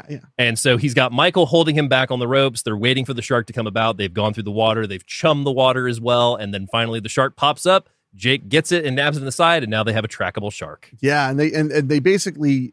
The transponder broadcasts its heartbeat. Yes. That's how it works. So they know when it's coming because their machines will start to get the... Yep. So now this also allows them to be safer again when they're studying the conches in the rare times that they do as well. Mm-hmm. So they think. Well, that's fair. And I believe this was around the time that Van Peebles makes the Jaws sound. Yes. Yeah, go ahead. No. So this has been a popular thing to pick on Jaws the Revenge about, which I love. Yeah. And now as I'm rewatching, I'm like, man, memory changes things. The critique was always that when Van Peebles is talking to him on the radio, when he's in the water and they know the shark is nearby early on. Yeah. That he's going, da, da, da, da. And people are like, what is he referencing? Because Jaws doesn't exist in this universe. This is Jaws. But then I watched it tonight. Yeah. And realized he isn't going da da. No. Now, unless they changed it after the fact, which I don't think they did. I don't think they did. No. Yeah. But he's not. He's actually just kind of. It's more of a generic like suspense. Yeah. Dun dun dun dun. And that's not. I mean, John Williams. It's not was it John Williams. Yeah. It's not John Williams' score. Well, he's a genius score writer, but he didn't invent going dun dun. Yeah. Dun dun. He did not. So. I'll give it to you, though. It's still funny, the idea of like doing a movie scary thing, but he isn't straight up doing John Williams' score. Yeah. Although right after that, we do get the first real big we do. Because as Michael is going through looking at the conches, he doesn't see from the side that the shark comes in and starts biting at the sub immediately. Oh yeah, it wants to eat that submersible, and it wants to get itself some more Brody chow. It wants some Brody. So Michael decides that he is going to ditch the submarine boat, whatever you want to call it, the device. The thing is, yeah. And he sees a sunken ship nearby that he swims into. And this is probably my favorite scene of the movie. It's the most lengthy underwater photography. Yeah. And it's really solid. Yeah. You could tell they spent money on this. Oh, absolutely. I mean, this scene in particular has a really good chase to it because he goes inside this sunken ship, and the shark, of course, is too big to go in where he goes in the first time. So the shark has to swim around. So he's swimming through the ship. We see up above where the opening is that the shark is going over, and then suddenly is down into the ship quickly. The shark is fast. The shark is very fast. Damn fast. Damn fast. Damn fast. He is swimming through this sunken ship. The shark is gaining on him. At one point, he makes it to this porthole door and opens it and gets out right as the shark comes through. And he gets up to the second tier of the ship, and the shark bursts through the fucking wall. Yeah. So the shark, fast, able to leap quite a ways out of the water. Yeah. Yeah, this shark has got a lot going for him. And I will say that the wall burst especially is a great shot of the shark, because there's several times during this chase it does not look great. No, but there were a few moments, especially when it's attacking like the side of a boat. Oh yeah, it looks pretty good. It looks pretty good. So he escapes the situation by using his tank to burst and shoot to the top of the surface. They get him on the boat, and he is safe for now. So by this point, they've had this celebration. There's a New Year's thing that we talked about where they've had everything going up all the way to this festival that she has been crafting for this metal piece for. So it's the ceremony. And also through the movie, we get the idea that their marriage might be having some issues. It's more, I get the sense that it's not that their marriage is having any kind of unusual issues. It's that Michael has become, between losing his brother and seeing the shark and dealing with his mother's grief, he's just not himself. Yeah. Because she, honestly, one of the best bits of writing in this film, or maybe, is their relationship, because she is very sweet and playful and overall supportive. And one thing I remember every time I watch this movie is like, they go to great lengths to make it very clear that Michael and his wife love each other. Oh yeah. Like they are in love. Yeah. They can't keep their hands off each other in nearly any scene. Well, and there's the whole scene where Michael catches Hoagie and his mom returning from the day out at the fest the first time, and she's like, "Come to bed. Like I can make you forget about that." Well, she literally, while he's looking out the window, she puts her hands under the covers and then takes out a pair of panties that she was wearing and flicks them at him, and they hit him in the chest. And I was like, that's good writing, though. That's like fun and funny, and you can see why he's a very serious person. You can see how they would end up together. Well, and then there's the quote unquote fight scene where they're in the garage, and she's supposed to be working on the project, and then they end up having sex in the woodshed, which is it's a metal shop. Excuse me. But honestly, that's one of my favorite like bizarre choices. Is there's this metal shop love scene. Well, I do like the shot. So the shot is focusing on her metalwork that she's doing, which does look a little bit like a shark jaw. So they do have this really cool shot where as they're going down on each other, they pan into the window and you see like a shot of like the jaws around the water, which is a pretty cool thing. No, there's a lot of good shit in this movie. There is. But also we don't want to skip over too much Michael Caine's character and his relationship developing with the mother. Oh, yeah. Because they are having this kind of reluctant burgeoning romance. Yeah. Because she's on this island and happens to, on the way there, get flown by Hoagie, meeting like the perfectly age appropriate, attractive man. Yeah. Who apparently has no job. No job that we know of. Well, and I love that he was supposed to be a drug runner. Yes, he is. And there's a part where he, later on, when he's flying Mario Van Peebles and Michael, when he's flying them, they say like, what do you fly on this plane? He says, I deliver laundry. Yep. And he just gives this smile like, and I love that. Yeah. That it's just kind of an undertone, is that like this rich white guy who flies planes on the island is doing illegal stuff. He is. To make a living. Yeah. But he and her love affair is really adorable. It is. No, it really is. And super uncommon, especially for that era, that a woman, like a much older woman, is having a love affair with a man of the same age. And that's kind of a major point of the film, is that she's trying to move on and Hoagie's trying to help her. And I've always found that to be a really interesting choice. Yeah. Again, there's so many odd choices. You develop Hoagie's character more because of the fact that Michael is inquiring about him to Jake in that scene where they're trying to tag the shark and everything. Right. And, he's even like, well, when did he arrive here? I don't know, man. He just showed up one day. Well, what do you know about him? And I love that that Jake just flips up his sunglasses and he's just like, he's going after my mom, man. Yeah, no, it's so good. It's so good. No, so I just want to make sure we didn't skip over that because that's one of the best done elements. They have great chemistry. Both of them are great actors. Yeah. And you believe it, this thing. And it's also the kind of the thing that keeps her from being just this nonstop crazy wreck. Well, and that also leads us up to the scene that they copy from 1, where Michael's at the table with Thea and they start mimicking the things that Brody and Sean did in the original movie with the hands under the chin and they're making faces. They're miming each other. Yeah. And that also she sees that. And that's kind of the point where she's kind of starting to relax, but also Michael knows that he was just attacked by a shark. He's also had a nightmare about it. Yeah. So, all this thing's going on. So yeah, this leads us to this event that's going on where they're dedicating the statue. And while they're at this event, there's this banana boat that's out in the water with kids riding it and everything. It's more of a banana and like an inflatable raft that looks like a big banana. Yeah, that's being towed by a boat. And Thea's like, can I go do that? And her mom lets her go. So we've got Lorraine Gary and we've got Michael's wife are at this event along with Jake's wife, but the guys are gone. Yeah.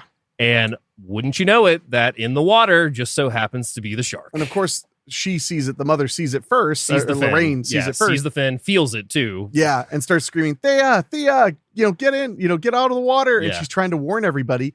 And everybody doesn't know how to react at first because there just aren't big sharks in this part of the world. No. And so the boat's going along, and one of my favorite shots again is the boat's going along. You're seeing it ride, and the kids are going up and down, and the shark just pops up really high. Yeah. Bare in the teeth. Yeah. Bites a woman off the front of it and snacks on her as the boat keeps going on. And the thing I love about it is the kids are really afraid in this shot because they really were in real life, because that was the first time they'd seen the shark. And it's huge. It's huge. Yeah, it's scary. And it's a great moment. It's scary. It's tense. Most of the time, the shark looks great in these sequences, I think. Especially when they pull away in the shot. There's a shot where it's got the woman in its mouth and it's still up in the air and the boat's going away. And it's like somebody's looking back on the boat and the kids just see this shark just pulling this woman down. And we see it as the audience as she goes underwater. And that's the end of the shark for that scene. Yeah. And the panic that spreads. And now the secrets are revealed. Yes. Because Michael's going to have some explaining to do about how he knew there was a great white shark out there and kept it to himself. Yeah. So he comes home and of course they're consoling Thea in the room. And that's when he's like, well, what did I miss? And she's like, there was a shark attack. Thea got attacked. She's in panic. She's in shock right now. But while this is going on, we didn't mention that Ellen Brody has already left on a boat. Yeah. At the beach at this event. Once this happens to Thea, she steals the boat. Yeah, and that's where I forgot how quick the movie moves to the third act, because once she has the boat, I'm like, oh man, we're going into fighting the shark. Yeah. Yeah, because she is not, the moment she knows that her fears are legitimate, she's ready to face them head on. Oh yeah. All by herself on a boat. I believe her argument was she thought that it wanted her. Yes. So she was trying to get it away from everybody. Yeah. And then what happens. And keep in mind, once again, she doesn't know the shark's being tracked. She doesn't know its whereabouts. She doesn't even know it's around, except for the fact that Michael kept that. So she's going again by the instinct of what we see in the movie, which is not voodoo. Well, I mean, at the very least, it's clearly following her. And that's the thing, is even with the voodoo subplot removed, there's still a telepathic connection between the shark and Ellen Brody. And again, what a choice. It is. It ends up, and the fact that they were like, well, we can't leave all of those pieces out because then it really makes no sense at all. It's pretty nuts. Well, and she has stolen a big ship. Like, this isn't a small boat. Like, she has stolen a pretty big sailboat. Yes. With a mast on the front and everything. So Jake and Michael find out about this. He admits to Carla that the shark was around and she's like pissed at him, which obviously. Yeah. So that's when Michael and Jake decide that they're going to go out. So they get on Jake's motorboat and they just so happen to go past Hoagie. And he's like, what's going on? And they're like, my mom stole a ship. And he's like, well, you're never going to make it there in that. And he's like, well, you have a better idea. Cut to them flying in this plane. Yeah. And this is where the movie just really unwinds. It just lets it all happen. So they're flying over the ocean. They're talking to Hoagie. They're trying to find this boat. They don't really know where they're going. No. They're just looking for the boat. And then when they find the boat, Hoagie decides, I'll do a water landing. Yes. On a plane not built for water landings. Nope. Which does tell you how much Hoagie values her. Yeah. But also, how little Hoagie values his airplane. Yes. Because he gently skitters it on the ocean. Yep. And then as it comes to a stop, it starts to slowly sink. Yeah. And Van Peebles and Michael just jump the hell out trying to swim to the boat. And Hoagie stays at the plane. Well, they warn him to get away from the plane because the shark will pick up on the electromagnetic of it. So yeah, so Jake and Michael jump out into the water. We see an underwater shot of them, so we know the shark is close by, obviously, because of course, as the plane was coming in, Michael Caine even says, "Is that what I think it is?" Because the shark is tailing Lorraine at this point. Right. So yeah, they've landed in the water. They've gotten out, and Hoagie's telling them, keep swimming, I'll be fine. The shark rises up out of the water, and we get the best line of the movie. Oh shit! Exactly like that. Because it's so perfect. He doesn't. He it's not huge. No. He just, oh shit. It's so good. And I remember that was one of my favorite jokes they did on the movie Crypt was that they said that was the moment Michael Caine realized he was in a Jaws sequel. So the shark latches onto the plane. We don't know what's going on with Hoagie. And we see Jake and Michael have made it onto the boat. And that's when they're down in the basement of the boat trying to figure out what they're going to do. Also, by this point, Hoagie does make it back to the boat. And that's when they decide they're going to make both another tracker that is also a bomb and then one that'll shock it as well. Right. I mean, they're basically trying to capture the shark. And Van Peebles gives a line that I'd forgotten about that is one of the best lines. Oh, yeah. Because when he's explaining how it'll work, he says, sharks spend half their life looking for food and the other half eating it. Yeah. And I was like, so they'll eat whatever's in front of them. And I was like, that's such a great line. Half their life looking for food and the other half eating it. Yeah. That's good shit. So Jake obviously has to get this bomb into the shark now, but they've turned the tracker into a shocker. And you may be thinking, if you haven't seen Jaws the Revenge in a while, like that we're skipping over a lot of details. Nah, they're just kind of like, and it'll be a bomb. Yeah.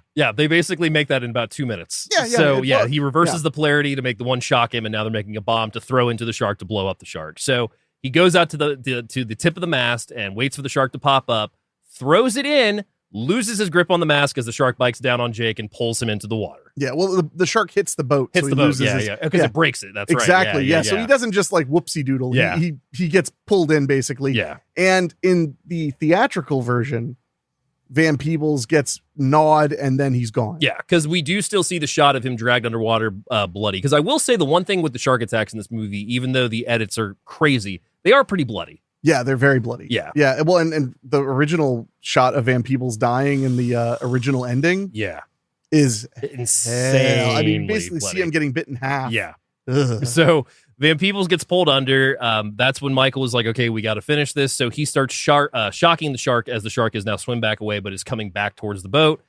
Also, as this is happening, Ellen starts having flashbacks of her son dying, God, what else is there? There's Brody saying, "Smile, you son of a bitch." Yep. I mean, there's a bunch of stuff. She starts having flashbacks from the other movies, and that is when she decides the shark is coming up. They've been shocking it. The shark is also roaring at this point, which is my favorite. It starts roaring like a lion. Yes, because as they're shocking it, it's going like up and out of the water. It's so silly, but so fun. And I want to mention, because I mean, not that you're one of the people who heavily critiques this part, but I've always heard people critique like she's remembering things she didn't see.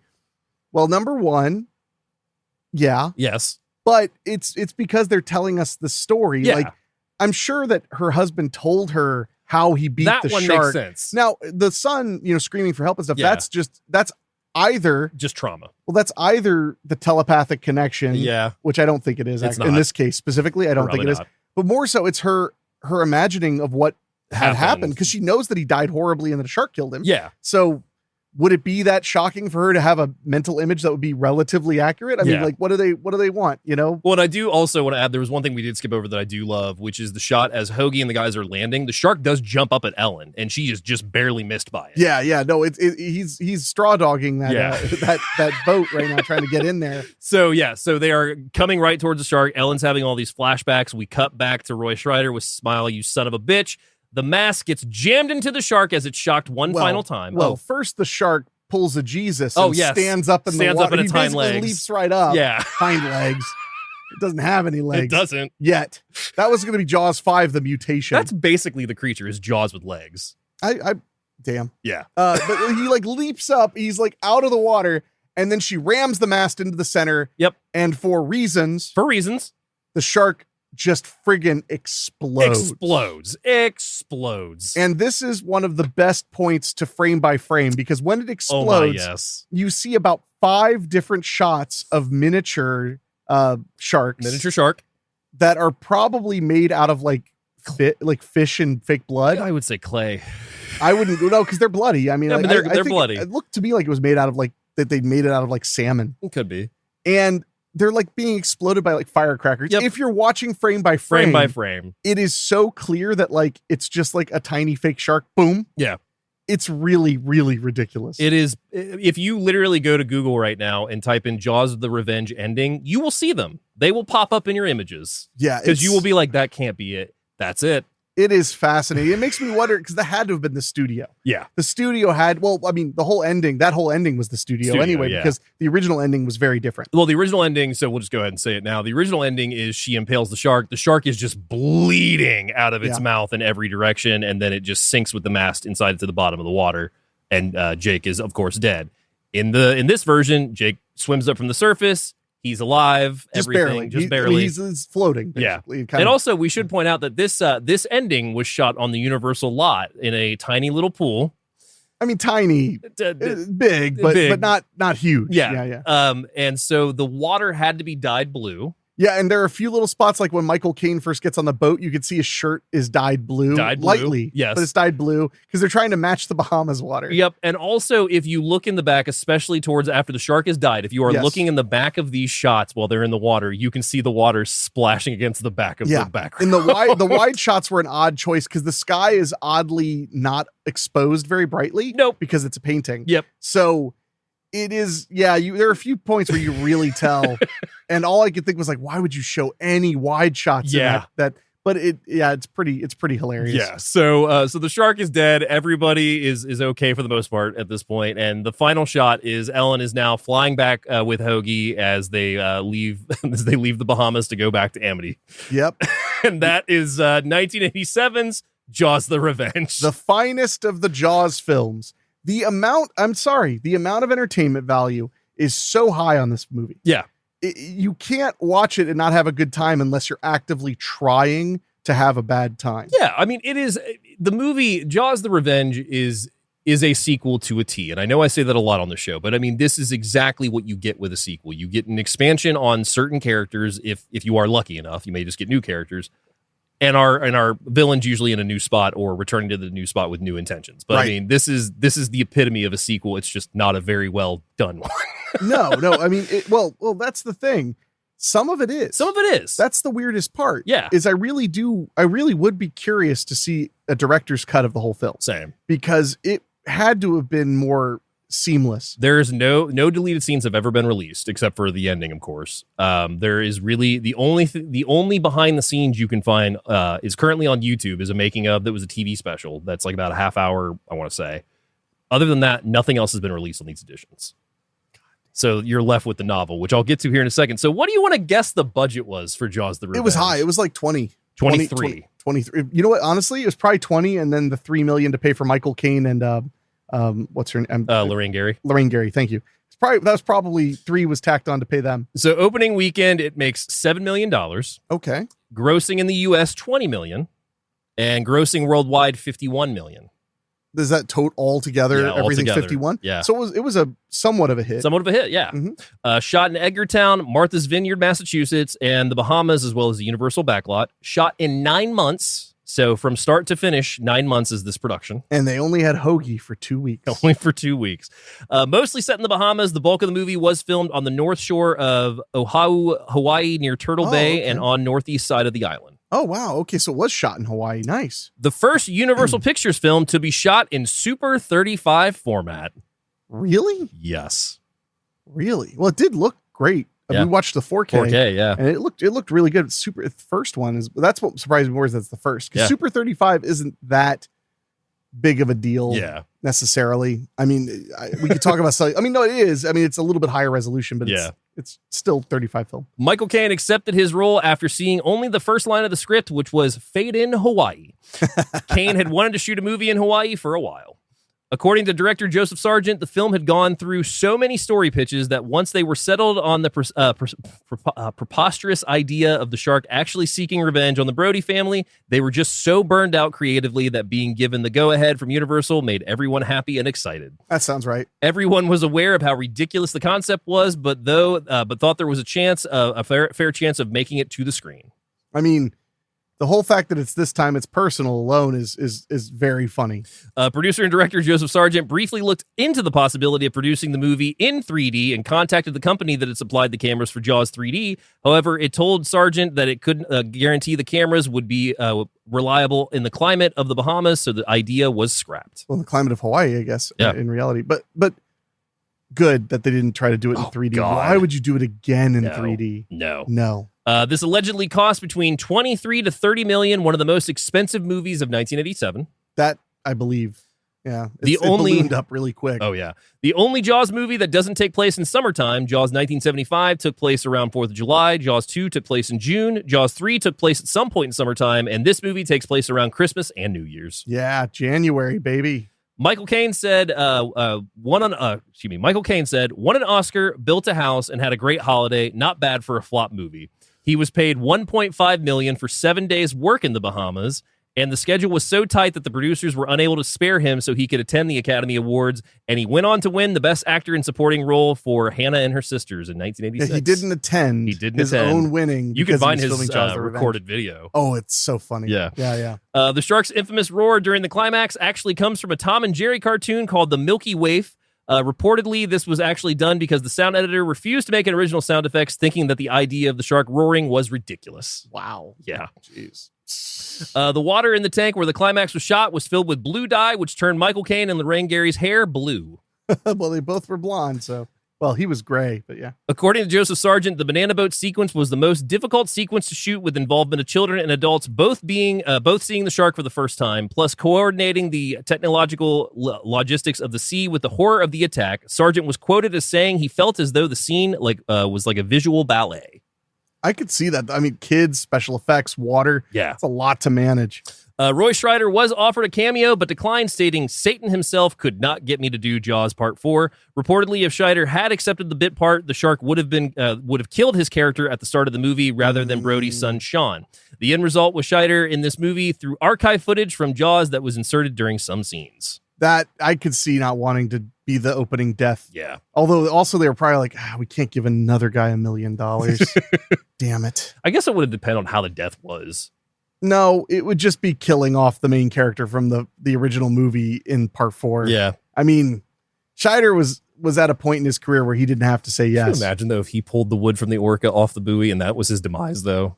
That would have been amazing. No, that would have been so cool, though, because he could have pulled the wood and then looked at it and see orca on it and been like, dun, dun, dun, dun, and then, that would have been so cool. Yep. No, I wish he had done it. Yeah. But I see why he didn't. Lorraine Gary briefly came out of retirement to reprise the role of Ellen Brody. This film stands as her final acting role to date. Damn. And she passed away in 2019 or something. Yeah. So she was around for a long time. Murray Hamilton was asked to reprise his role as the mayor in a short appearance at the beginning of the movie. However, he died of cancer before filming had started. Damn, that would have been so many Easter eggs, man. The NES video game Jaws, published in 1987 by LJN, was originally titled Jaws the Revenge. The object of the game was to stab the shark with the bow of the player's boat, much like the original uncut ending of this movie. Oh. I've always thought that when playing the game. It just looked exactly like it. And they used the cover art from Jaws the Revenge, even though it just says Jaws. Yeah.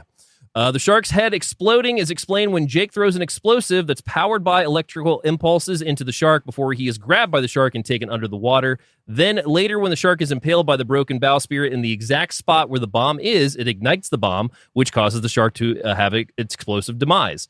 The scene of the sinking shark corpse without its head is the same shot from the end of the first movie after Martin Brody shoots the tank. Yeah, that's something I always noticed. Oh, yeah. That's the shark dying in Part 1, sinking to the bottom of the ocean. The movie has the lowest body count of the series, with a total of 3 victims, depending on which version you watch: Sean Brody, Margaret's mother on the banana boat, and Jake in the original theatrical cut of the movie. Throughout the 4 movies, there were 19 deaths shown or implied. There were 5 in Jaws, 7 in Jaws 2, 5 in Jaws 3, and 2 or 3 in this movie. Yeah. No, there's not a lot of shark killings in this film. Not at all. A crucial subplot involved Hoagie smuggling drugs onto the island. The scenes were shot and then deleted during post-production because it took away from the main premise involving the shark. It's fully detailed in the novelization. Well, and it would be a lot to follow. In the novelization, based on the original script by Hank Searles, included many scenes and subplots that were ultimately removed. Some of the excised material includes the discovery of Sean Brody by Amity Police Department, Thea being hypnotized and almost wandering into the water at night where the shark waits the death of a windsurfer, a humorous scene involving a drunken retired newscaster and the shark, a drive-by shooting where Brodies are nearly injured, and a foot pursuit. What? Mike's secrecy of shark tales strain on his marriage. He also retains monitoring a device in the bedroom. When Carla has her unveiling, Mike goes to a bar and he and Carla argue. She then mentions that she shut off the monitoring device, not knowing what it does, because she believed Mike needed to sleep. Okay. It's only then they realize Thea may be in danger on the banana boat. Deleted characters include an island gangster who befriends Ellen Brody, who is ultimately killed by the shark, Hoagie's law enforcement partner, and Papa Jacques, a voodoo doctor. Of course. Yes. In the novel, Papa Jacques is a local man to whom the islanders turn for advice and guidance. Mike Brody does not like him as he believes he exploits the islanders, including his assistants. After an altercation with Mike, Papa Jacques, what leads to Thea walking outside towards the water in a zombie-like trance. Several segments also take place from the shark's point of view, and it is revealed that the shark is actually a pawn and can't understand the force driving where it needs to go. Oh, wait, let me rephrase that. Papa Jacques summons the shark to do his bidding. He also has Thea's pail stolen so he can curse it. This is what leads to her walking outside. Okay, gotcha. Yeah. Well, and I want to say, speaking of, remember I keep saying the most interesting thing about this film is the choices that were made. Yeah. If you were making a Jaws sequel and you just wanted to get it done and you wanted the cheap thrills, wouldn't you amp the body count way up? And instead, it ends up way down. Yeah. Another strange choice. It is. No, very absolutely strange choice. The original script features a cameo for marine biologist Matt Hooper. In Hooper's scene, he calls the Brodies and is greeted on the phone by Thea, who knows him as Uncle Matt. Hooper is established as being close to Michael and Carla, who calls him my second favorite marine biologist, and he gives them his condolences about Sean's death. Hooper and Michael discuss their careers, the late Martin Brody and Hooper's once spending Christmas with the family, with Martin dressed as Santa Claus. The scene ends when Michael heads off to summon Ellen to the phone to talk to Hooper, who she had an affair with in the book. Whoops. The only Jaws sequel not to be enumerated, the reason being that this film is retroactively the third film. Universal was so disappointed by Jaws 3D critical and box office response that the film was now non-canonical to the third film. This is reinforced by the fact an ad that went out in newspapers saying, see the final installment of the Jaws trilogy. However, critics and audiences were less than receptive to this film, which led to this being the final film in the franchise. Damn. I can't believe they said the trilogy. That's harsh. That's harsh. Damn. And finally, this movie is listed amongst the 100 most enjoyably bad movies ever made in John Wilson's book, The Official Razzie Movie Guide. I mean, I would have to agree. I mean, it transcends. Oh, it does. So before we get to our final thoughts, should we check in with our buddies to see what they thought of the movie? If by buddies you mean Siskel and Ebert. I do. I suppose so. We'll see what they have to say. I'm sure they loved it. Oh, yeah. Great White Shark attacks again in Jaws the Revenge, the fourth movie, just when you thought it was safe to go back in the theater. And I'm Roger Ebert of the Chicago Sun-Times. That's one of 4 movies we'll review this week. And the question I always have is, when you see the shark at the top of the water, you only see its fin coming out. And yet when you get the shark's point of view, like we just saw, looking at the people, it's like its eyes are above the water, too. That's a logical error among many logical errors. Wait, like what?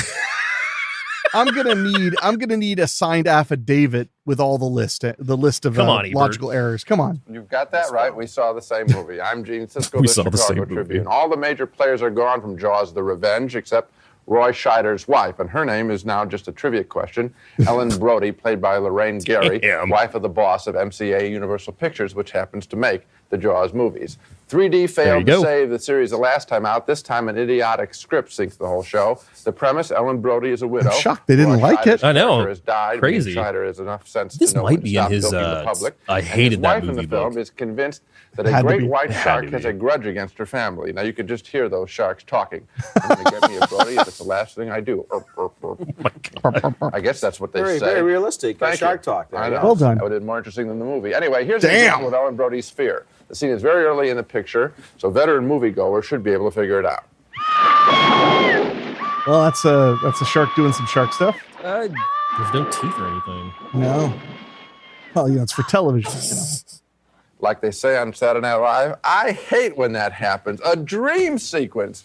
People were groaning in the theater when that happened. I mean, I want to go up and so they're just going to have Ellen Brody get They were attacked in going the to wall. that happen. How about the next dream sequence? Another It's Only a There are quite a few dream I know. sequences. That's what I was saying. They lean do heavy that into in the them. movie.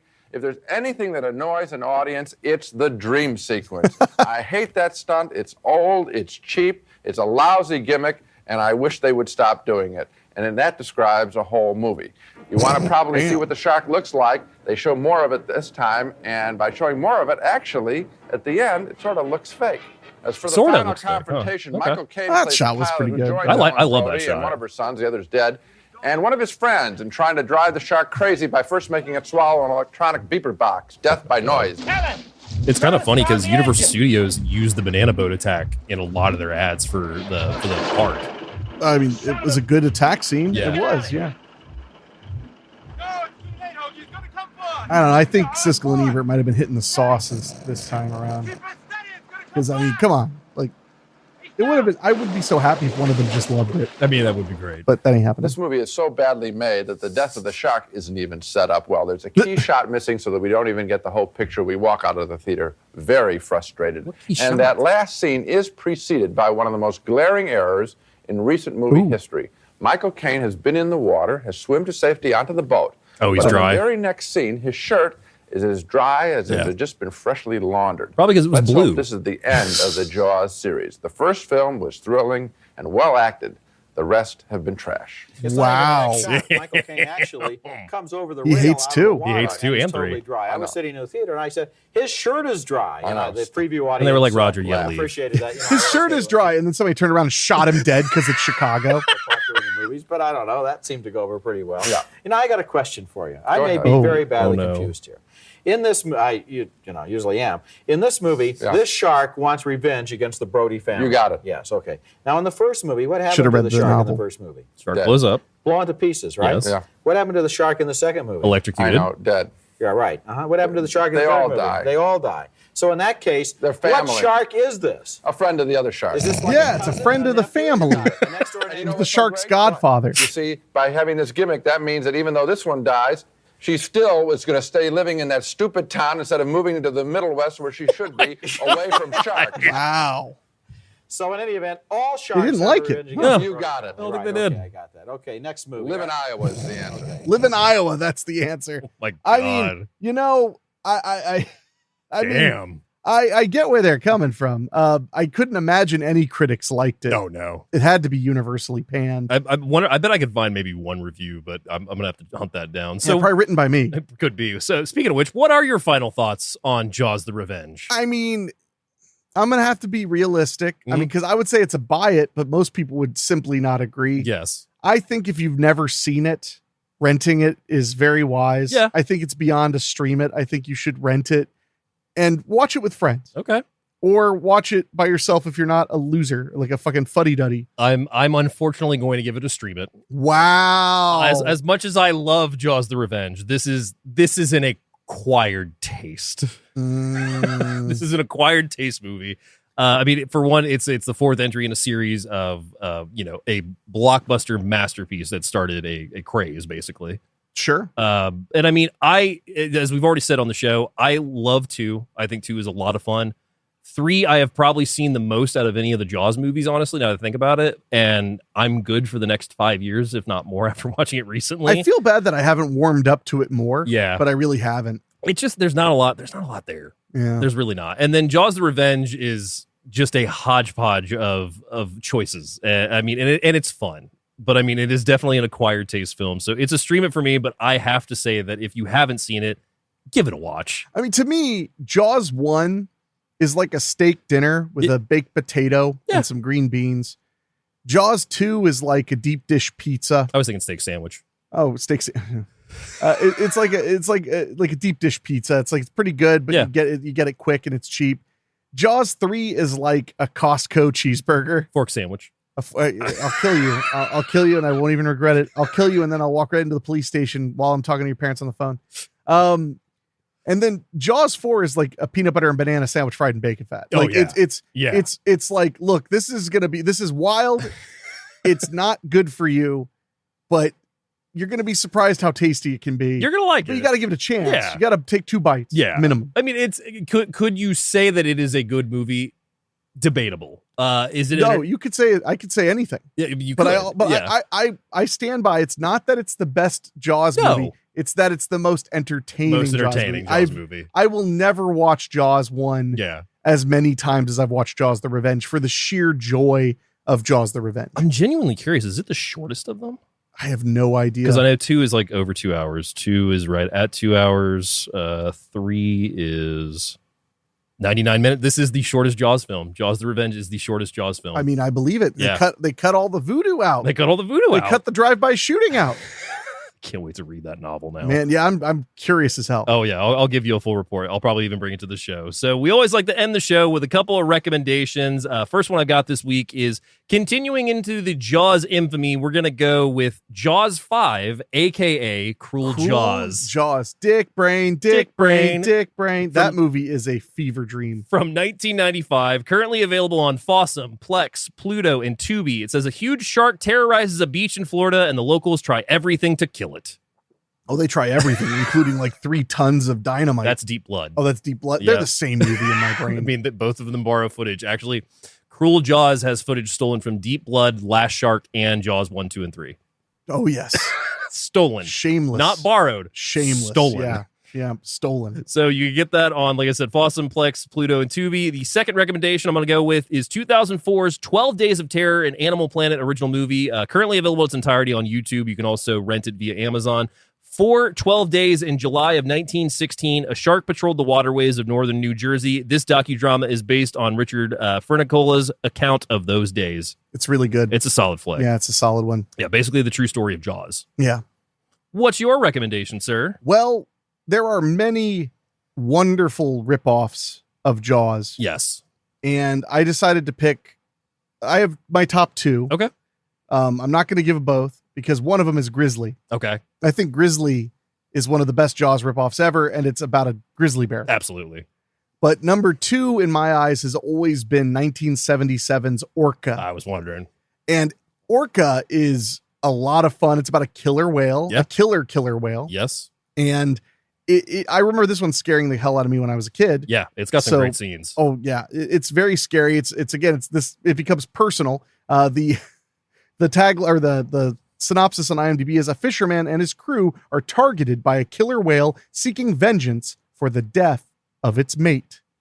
And it is a silly, fun time. It's available to rent on Amazon Prime. It's not currently streaming anywhere free with ads, but that is totally worth a rent if you've never seen Orca. Yeah. They play it deadpan. They play it serious. Oh, yeah. And that's why it works while being ridiculous. It also manages to be decently scary and suspenseful at the same time. Killer whales are terrifying. If you haven't seen the documentary Blackfish, cannot recommend that documentary enough because, my God, that why are you trying to actually scare our audience? Because that movie, because orcas are terrifying. They are. But the way they were treated is not great either. Not great either. Yeah, but yeah, no, Orca is a great recommendation. Don't you want to just pet its big flat tongue? Stick your hand in its mouth, pet its tongue. I've been wanting to Free revisit Willy, Free Dave. Willy. Free Willy. I've been wanting to revisit that movie, but honestly, Free Willy holds up great. Oh, I'm sure it does. It's actually a really solid film. And it's Dwight Little directed. That's true. That one. Yes. So director of Halloween 4. Yes, he is. Do we have any emails this week? Last I checked, we had one. So let's see if that's still true. If that's still true. Still true. They took it away. No, if you guys want to get a hold of us, by the way, you can do so by sending us an email at doyouevenmoviepod@gmail.com or going correct. to doyouevenmovie.com for all the information you could ever hope to have. This one's from our good buddy, the guy, the reason for the program, Patrick. Oh, Patrick. Awesome. Yeah. Subject says, "Hi guys. I was wondering what you think about covering Tropic Thunder. I know it's controversial, or maybe Happy Gilmore. Thanks for the entertainment, guys. Patrick." Possibilities of both. I think Tropic Thunder is one. It makes no sense that it's aged so well. Yeah, but it's just it's funnier. Yeah, now no, it absolutely than is. it was then, Yeah. in my opinion. Every time I've revisited it, I'm always like, God, that's a funny, great film. We revisited like a year ago, and yeah, it still holds up. Happy Gilmore, I don't dislike Happy Gilmore. I've been a big fan of that one. I don't know. I don't know if I would do an episode on it or not. I have more nostalgia for Billy Madison. Billy Madison, same. So if I was going to talk about one of those, it would probably be that one. Yeah. But I'm not like crazy about those movies. No. But Billy Madison is just the one that was always on when I was growing up, much more than Happy Gilmore. Yeah. Well, and Happy Gilmore has the sequel coming out now too. Oh so, yeah, it does. But yeah, we those are definitely possibilities, Patrick. So we will entertain those for sure. Tropic Thunder, I would not be shocked if we ended up doing. I'd be down with as that. long as Dave is willing to wear blackface. No, that's not happening. What if? No matter what you say, no, it's not happening. But would you like to know? So we'll use CGI. Would you like to know what we are talking about next week on the show as we continue Life's a Beach Month? Well, I can only assume we're going to do Jaws the Revenge again. Oh, that's it. Yeah. All right. That's cool. basically the show. Thank you guys so much for joining us. No, we are going to be taking a step back to 1979 for a movie I bet not many of our listeners have seen, let alone have heard of, called Malibu High, currently available on Fossum, Plex, and Tubi. And all I can say is if you haven't seen Malibu High, first off, it's available very easily right now with those 3 apps, but also you definitely want to watch this movie before we talk about it. I don't want to spoil this movie for you, but I absolutely will. This is the weirdest. It's really fun. Yeah. It's so far out there. So far I was honestly thrilled but confused you chose it. Yeah. Because I was like, well, it's a harsh one. It's a harsh one. It's a harsh flick. It's a harsh one. No, it's really fun and it is strange. Sleazy. It gives you the premise that it's going to be a TNA comedy, and it's not. No, it has touches. Maybe if you have a good head injury, that's recent. That might be, yeah. But I mean, this movie is one you're not ready for, and we're going to talk about it all next week on the show. Oh yes, so make sure you're subscribed, whether it's on your favorite podcasting app or if you're watching us on YouTube. Make sure you subscribe to my channel. And remember, you can email us at doyouevenmoviepod@gmail.com. We're always excited to hear from you guys, whether it's to recommend a movie, to comment on a film we've talked about, to praise my coverage of Jaws the Revenge. And talk about how finally someone is brave enough to speak the truth. Genuinely cannot wait for these shorts to hit YouTube to see what people are going to say about Jaws the Revenge. I mean, bring all the hate you want. I don't care because it's the best. Yeah, it's so good. I have no problem saying it's more entertaining than Jaws. So you have and you will continue. And I will forever say that. Yes, you will. Well, with all that being said, I guess all that's left to do is say thank you guys so much for watching us, listening to us. Yes, we do appreciate it. We'll be back next week with Malibu High. Yes, we will. Oh boy, howdy. So I guess all that's left to say now is see you next, you son of a bitch. Oh, I was gonna say this sounds personal, but okay. Oh, it would make more sense, but we cut out the voodoo stuff. Fair. The ending doesn't really work as well as it would have. Oh shit.